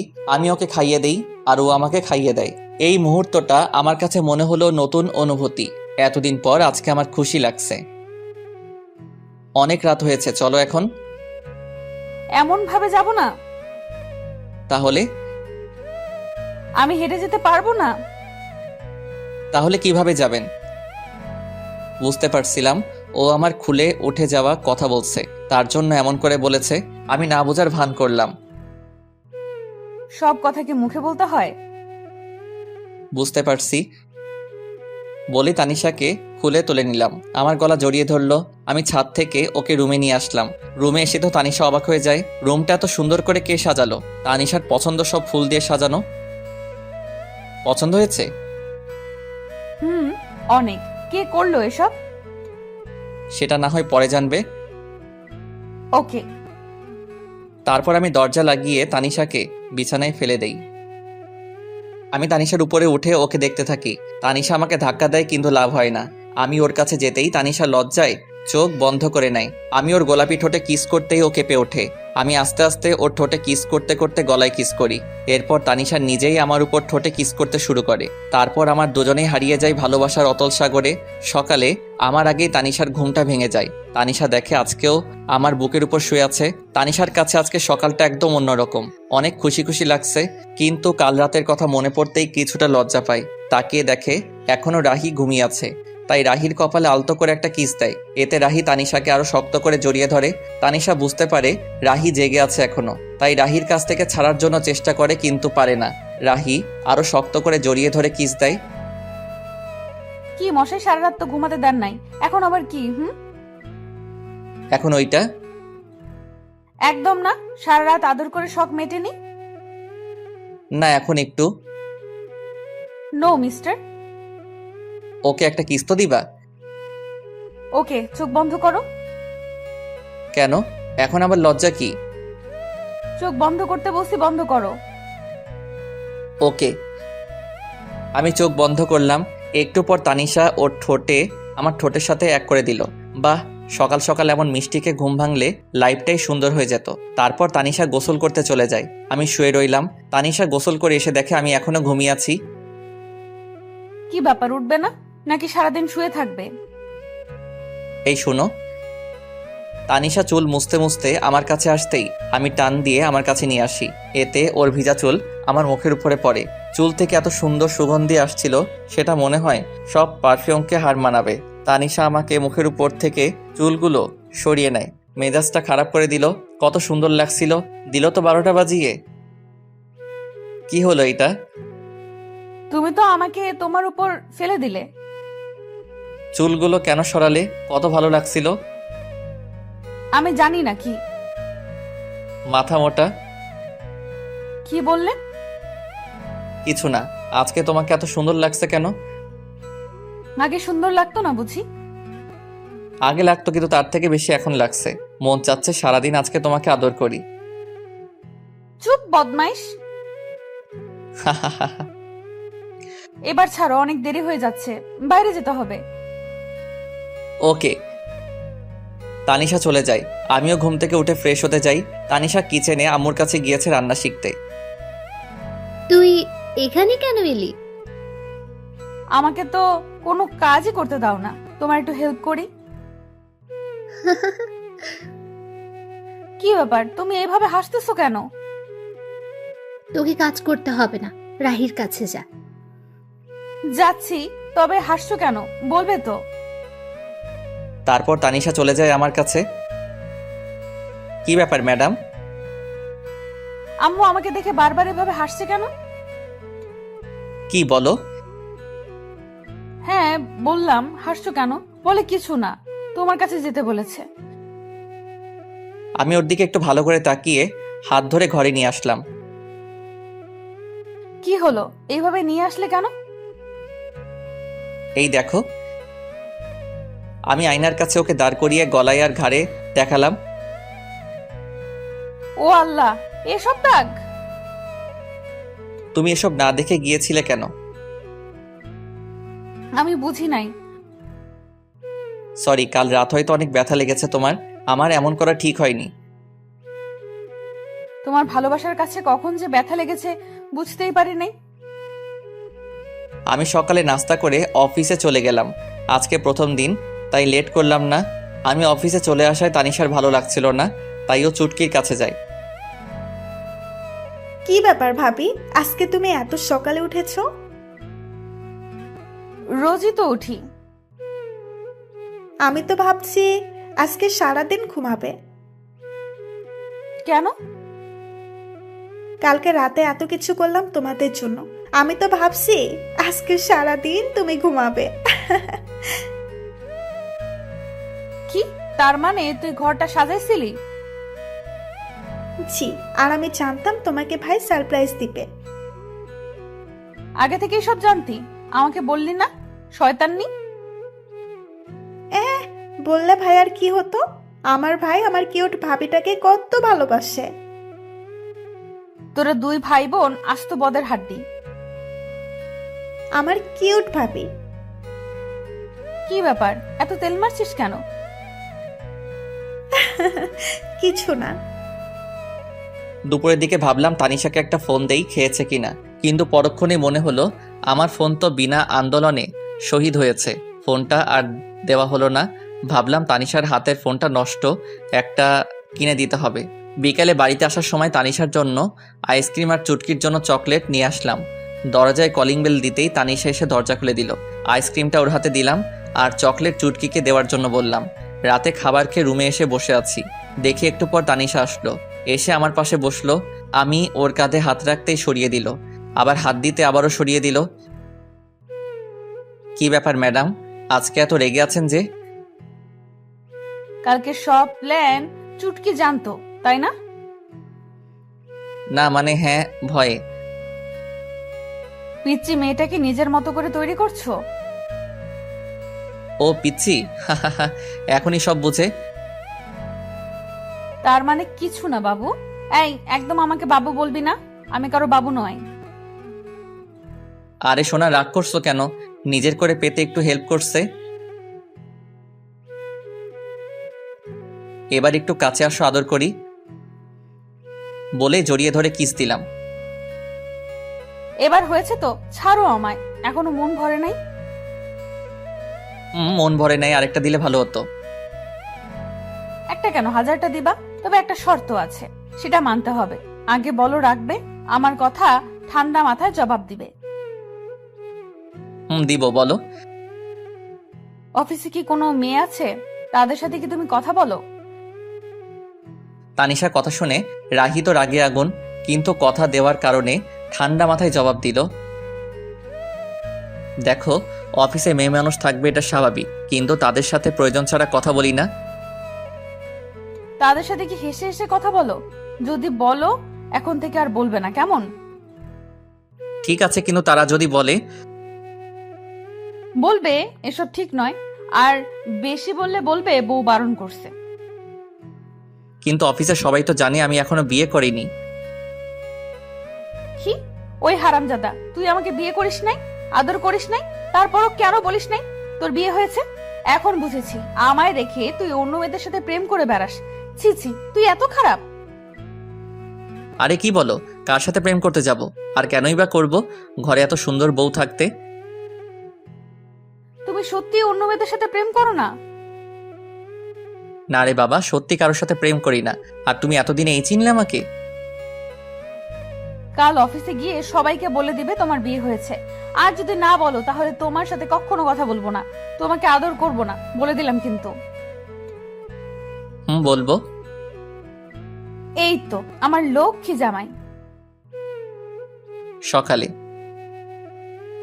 এই তুমি ওঠো, সকাল হয়েছে, অফিসে যেতে হবে না? উঠছি। উঠছি মানে? তাড়াতাড়ি ওঠো, না হলে পানি ঢেলে দিব। এই যে উঠে পড়েছি, আর আমি আগেই টের পেয়েছি, কিন্তু ইচ্ছে করে উঠিনি। কেন কেন? দেখলাম আমার বউটা ঠিকঠাক কাজ করতে পারে কিনা।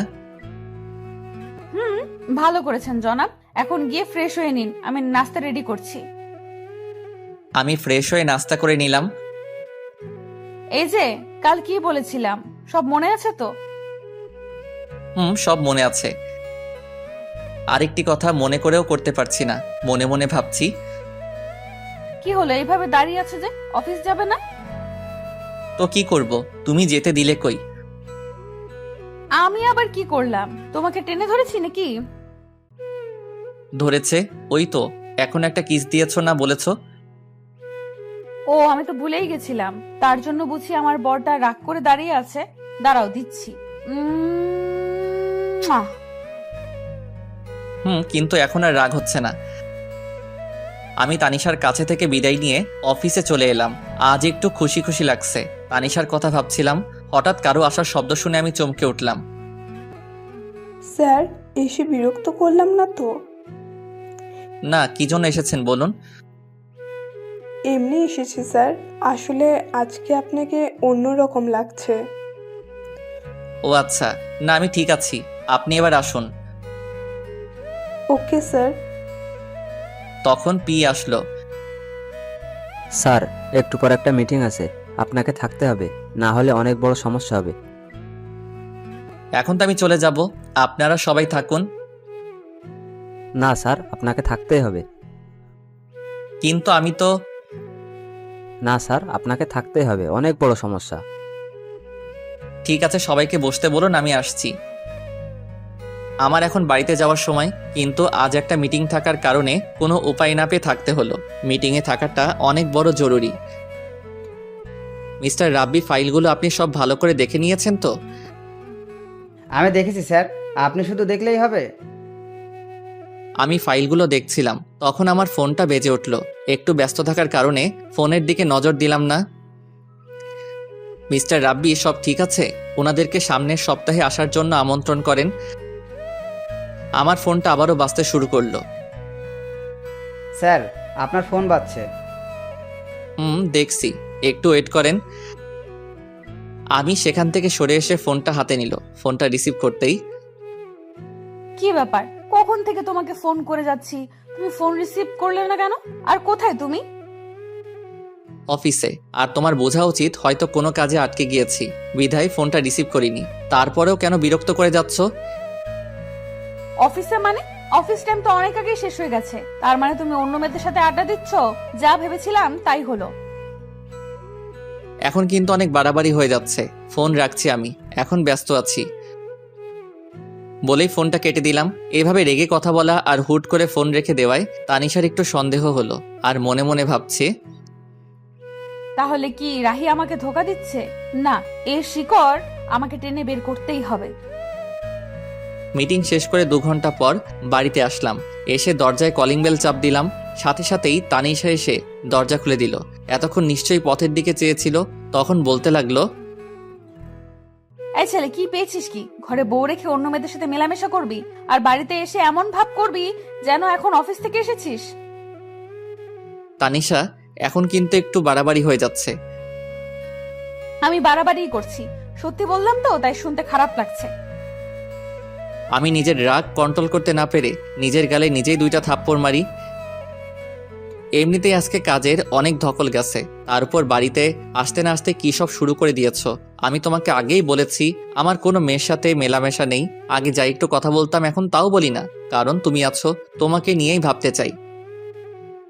তাহলে আজ এত লেট করলি কেন? ফোন করলাম, কথা না বলে কেটে দিলি। নিশ্চয়ই তখন পাশে কোনো মেয়ে ছিল। ছিল, তবে কোনো বাজে মেয়ে ছিল না। তাহলে কেন বললি না? কাজে আটকে গিয়েছিলাম, তার উপর একটা মিটিং ছিল। সরি, আগে বলনি কেন? তাহলে তো এত বাজেভাবে বকা দিতাম না। আমার বুকের উপর ঠুস করে মাথা রেখে কথাগুলো বলল। আমাকে বলার সুযোগ দিয়েছো তুমি? সরি বাবা, এবার ফ্রেশ হতে যাও। রাতে খাবার খেয়ে যে যার মতো রুমে চলে গেল। আমি রুমে এসে অভিমান করে বসে আছি। কি হলো, এভাবে মুখ গোমড়া করে বসে আছো কেন? কি হলো আমার পাগলটার? কি হলো, এভাবে মুখ গোমড়া করে বসে আছো কেন? কথা না বললে কিন্তু আমি অন্য রুমে চলে যাব বলে দিলাম। যাও না কেন, আটকে রেখেছে? তুমি এখনো আমার উপর রেগে আছো?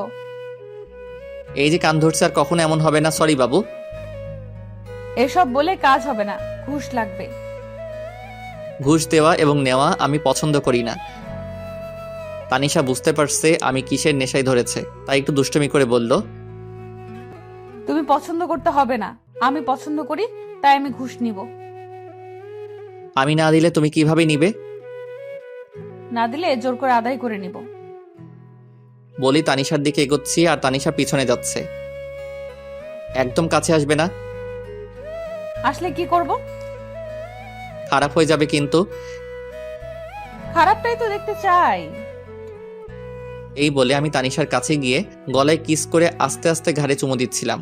এরপর দুজনের নিঃশ্বাস ঘন হয়ে যায়। এরপর আমি তানিশাকে কোলে করে নিয়ে বিছানায় ফেলে দেই।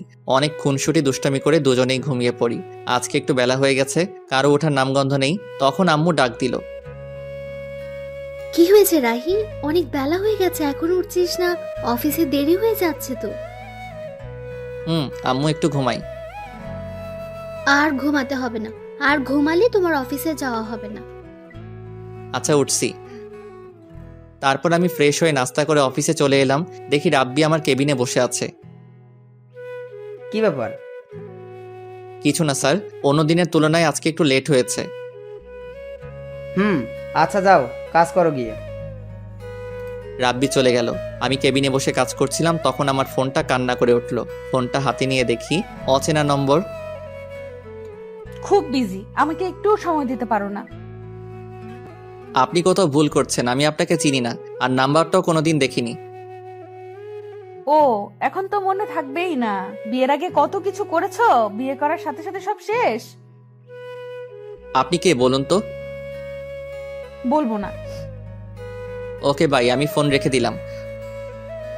এই না না, বলছি। আজ আম্মুর কাছ থেকে নতুন সিম নিয়েছি তোমার সাথে দুষ্টামি করব বলে। তাই তো, কি করেছে আমার বাবুটা?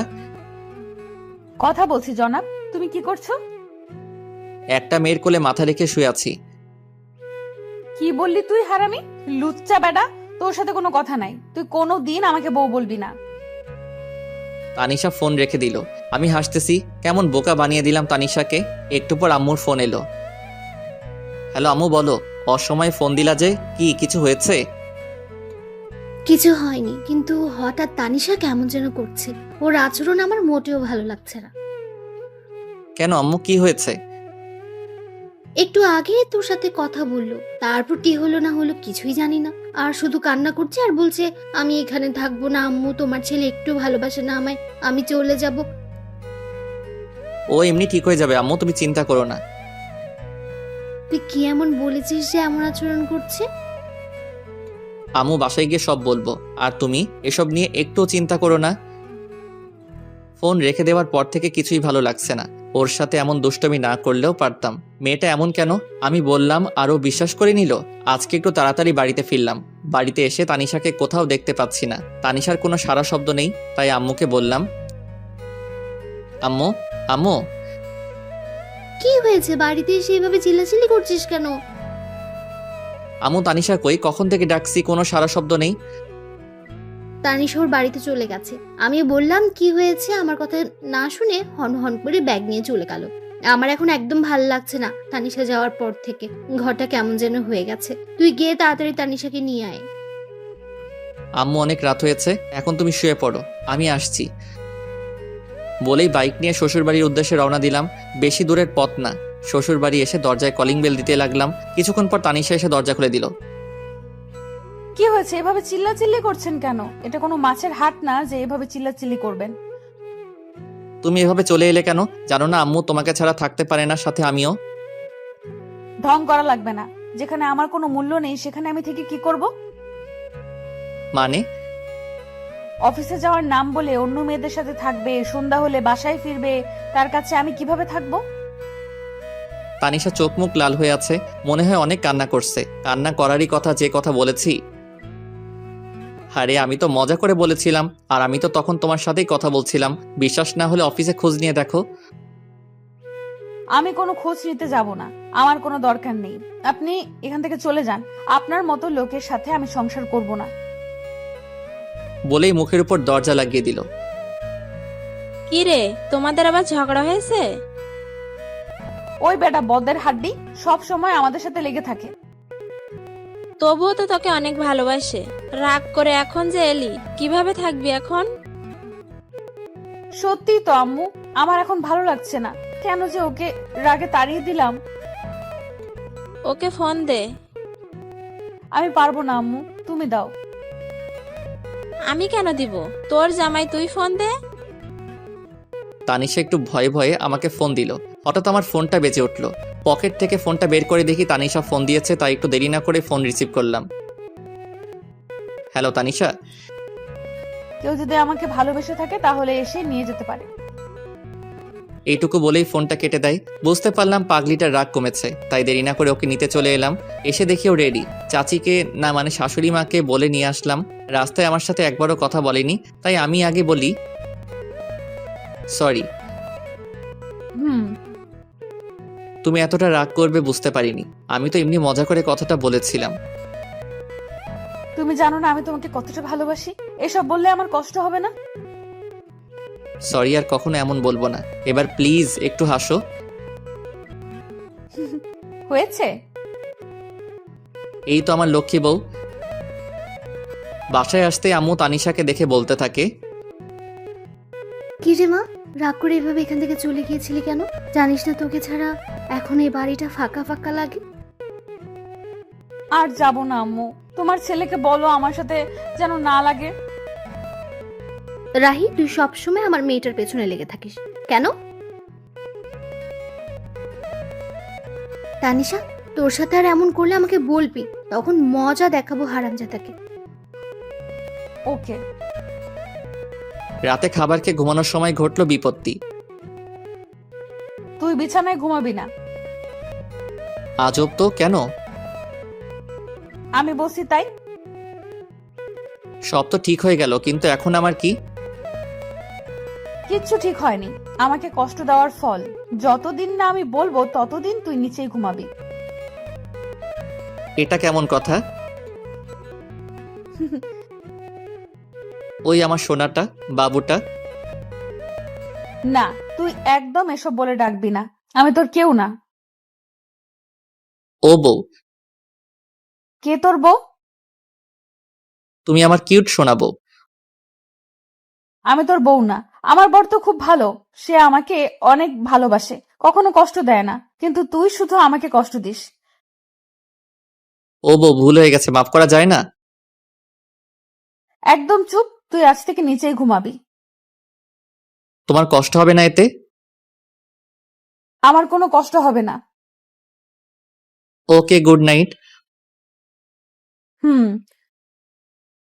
পরের দিন সকালে ঘুম থেকে উঠে দেখি আমি বিছানায়। কি ব্যাপার, আমি এখানে কিভাবে আসলাম? আমি তো ফ্লোরে ঘুমাইছিলাম। নিশ্চয়ই বান্দর নিয়ে এনেছে। থুক্কু তানিশা। মুখের কোণে অজান্তেই হাসি ফুটে উঠল। পাগলি একটা, নিজেই নিচে ঘুমানোর কথা বলল, আবার নিজেই উপরে নিয়ে আসছে। ও বউ, চুপ। আমার সোনা বউ। সকালে উঠেই বউ বউ করছিস কেন?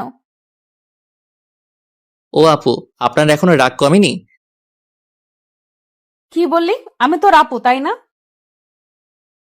এইবার তো মনে হয় আমি শেষ। না মানে চাচাতো বোন যখন বউ, তাই তো? একদম চুপ, বেয়াদব। রাগ কেন বাবু, সরি বলছি তো। রাখ তোর সরি, তোর সরির গুষ্টি মারি। তানিশার সাথে ঝগড়া করছিলাম, তখনই চুটকি এসে ডাক দিল। ভাইয়া, তোকে আর আপুকে আব্বু ডাকছে, তাড়াতাড়ি আয়। তুই যা, আসছি। তাড়াতাড়ি আয়। তারপর আমি আর তানিশা আব্বুর কাছে গেলাম। আব্বু কিছু বলবে? তোমাদের সাথে কিছু কথা ছিল। কি বাবা? আসলে তোমাদের বিয়ে করার পর অনেক সমস্যা গেছে আমাদের পরিবারের উপর। দোকানটাও শেষ হয়ে যায়, হাতে টাকাও ছিল না। এখন সব ঠিক আছে, তাই তোমরা কিছুদিন ঘুরে আসো। এই নাও টিকিট। কক্সবাজারে আমার সব ব্যবস্থা করা আছে। আচ্ছা আব্বু, আমি তো মহা খুশি। পরের দিন আমরা কক্সবাজারের উদ্দেশ্যে রওনা দেই। ওখানে পৌঁছাতে পৌঁছাতে অনেক সময় লাগে, তাই আমরা সোজা হোটেলে চলে যাই। তারপর ফ্রেশ হয়ে খাবার খেয়ে রেস্ট নেই, কারণ অনেকটা পথ জার্নি করে এসেছি। পরের দিন ঘুম থেকে উঠে আমি ফ্রেশ হওয়ার জন্য ওয়াশরুমে যাই। গিয়ে দেখি তানিশা গোসল করছে। আমাকে দেখে চিৎকার করে ওঠে। আসার সময় নক করবি তো? আমি কিভাবে জানবো তুমি ভিতরে? আর দরজা নক করো নাই কেন? তুই ঘুমিয়েছিলি তাই নক করি নাই। ও, বের হ এখন। কেন, আমি থাকলে প্রবলেম কি? যেতে বলছি যা। না, আমি বাথরুমের দরজাটা নক করে ওর দিকে এগিয়ে যাই। তানিশা ভয় পিছনে যেতে থাকে। আমি তানিশার অ্যাক্টিভারের কাছে যেতেও ও চোখ বন্ধ করে নেয়। তারপর আমি চলে আসি। তানিশা হাফ ছেড়ে বাঁচলো। এখনো কি আমার উপর অভিমান করে আছো? প্লিজ আমার দূরে দূরে রেখো না, অনেক কষ্ট হচ্ছে আমার। আমি গিয়ে ওর হাত ধরি। প্লিজ তানিশা কিছু না বলে আমাকে জড়িয়ে ধরে। কখনো ছেড়ে যাবি না তো? জীবন থাকতেও না। কখনো যাবে না তো? বাঁচতে হলে একসাথে বাঁচবো, মরতে হলে একসাথে মরবো। প্রমিস? প্রমিস। ওই, হুম। আমার না ছোট একটা রাহি লাগবে। তাই? হুম। কিন্তু আমার যে ছোট্ট একটা তানিশা লাগবে। তানিশা লজ্জা পেয়ে আমার বুকে মুখ লুকায়। আমি ওকে কোলে করে নিয়ে বিছানায় ফেলে দেই। ওর ঠোঁটের সাথে আমার ঠোঁট এক করে দেই। তারপর কি হলো সেটাও কি বলতে হবে? আপনাদের কি লজ্জা শরম কিছু নেই? এটা জানার জন্য বসে আছেন? জান মিয়া। 1 বছর পর আমি মাথায় হাত দিয়ে বসেছিলাম, ঠিক তখনই। স্যার, আপনার মেয়ে হয়েছে। তানিশা কেমন আছে? ভালো না, শেষবারের মতো দেখে আসেন। কি বলছেন এসব? আমি কেবিনে গিয়ে, এই তানিশা উঠো, দেখো আমাদের মেয়ে হয়েছে, তোমার মতোই মিষ্টি। এই তানিশা দেখো না একবার, প্লিজ একবার কথা বলো। তুমি কিন্তু তোমার প্রমিস ভেঙে ফেলছো। তুমি আমাকে প্রমিস করেছিলে একসাথে বাঁচবো একসাথে মরবো, কিন্তু তুমি আমাকে আগে রেখে যেতে পারো না। ঠিক আছে, আমিও চলে যাব। তখনই তানিশা আমার হাত ধরে বলে, এই পাগল, তুমি আমাকে ছেড়ে কই যাবে? কোথাও না, আমার পাগলিটাকে বুকে নিয়ে রাখবো। তানিশাকে জড়িয়ে ধরেছিলাম, তখনই আমাদের রাজকন্যা কোথায় দেখি? তানিশা আমাকে ছেড়ে দিয়ে, এখানে আছে আম্মু। সবাই দেখে সরো, আমি বাবুটাকে দেখব। চুটকি বাবুকে দেখে বলতে থাকে। আমি একটু কোলে নেই। তারপর বাবুটাকে কোলে নিয়ে বলে, আপু, বাবুটা একদম দেখতে তোমার মতো কিউট হয়েছে। ওকে আমার কাছে দে, ও আমার মেয়ে। তোর মেয়ে? আমি কি খেয়ে ফেলছি নাকি? এই কথা শুনে সবাই হেসে উঠল। তারপর আমার মিষ্টি মেয়েকে নিয়ে সবাই আনন্দ করলো। সন্ধ্যার সময় আম্মু আব্বু তোমরা বাসায় চলে যাও, আমি তানিশার কাছে আছি। ঠিক আছে, আমরা এখন আসি, কিছুক্ষণ পরে খাবার নিয়ে আসবো। হুম, আচ্ছা। তখন তানিশা বলল, রাহি এদিকে এসো, বলুন মহারানী। এখানে এসে বসো। তাহলে তোমার মিষ্টিটা দাও। দেখছে তো, কে দেখছে? তোমার পাঠক পাঠিকা। এই যে পাঠক পাঠিকা ভাই বোন, আর কতদূর যাবেন? এখন আমাদের প্রেম করতে দেন, ভুল ত্রুটি হলে ক্ষমার দৃষ্টিতে দেখবেন। পুরো গল্পে আমার সাথে থাকার জন্য ধন্যবাদ। কেমন হয়েছে গল্পটি বড় করে কমেন্ট করে যাবেন। তারপরের গল্পটা দেখতে হলে অবশ্যই সঙ্গে থাকবেন।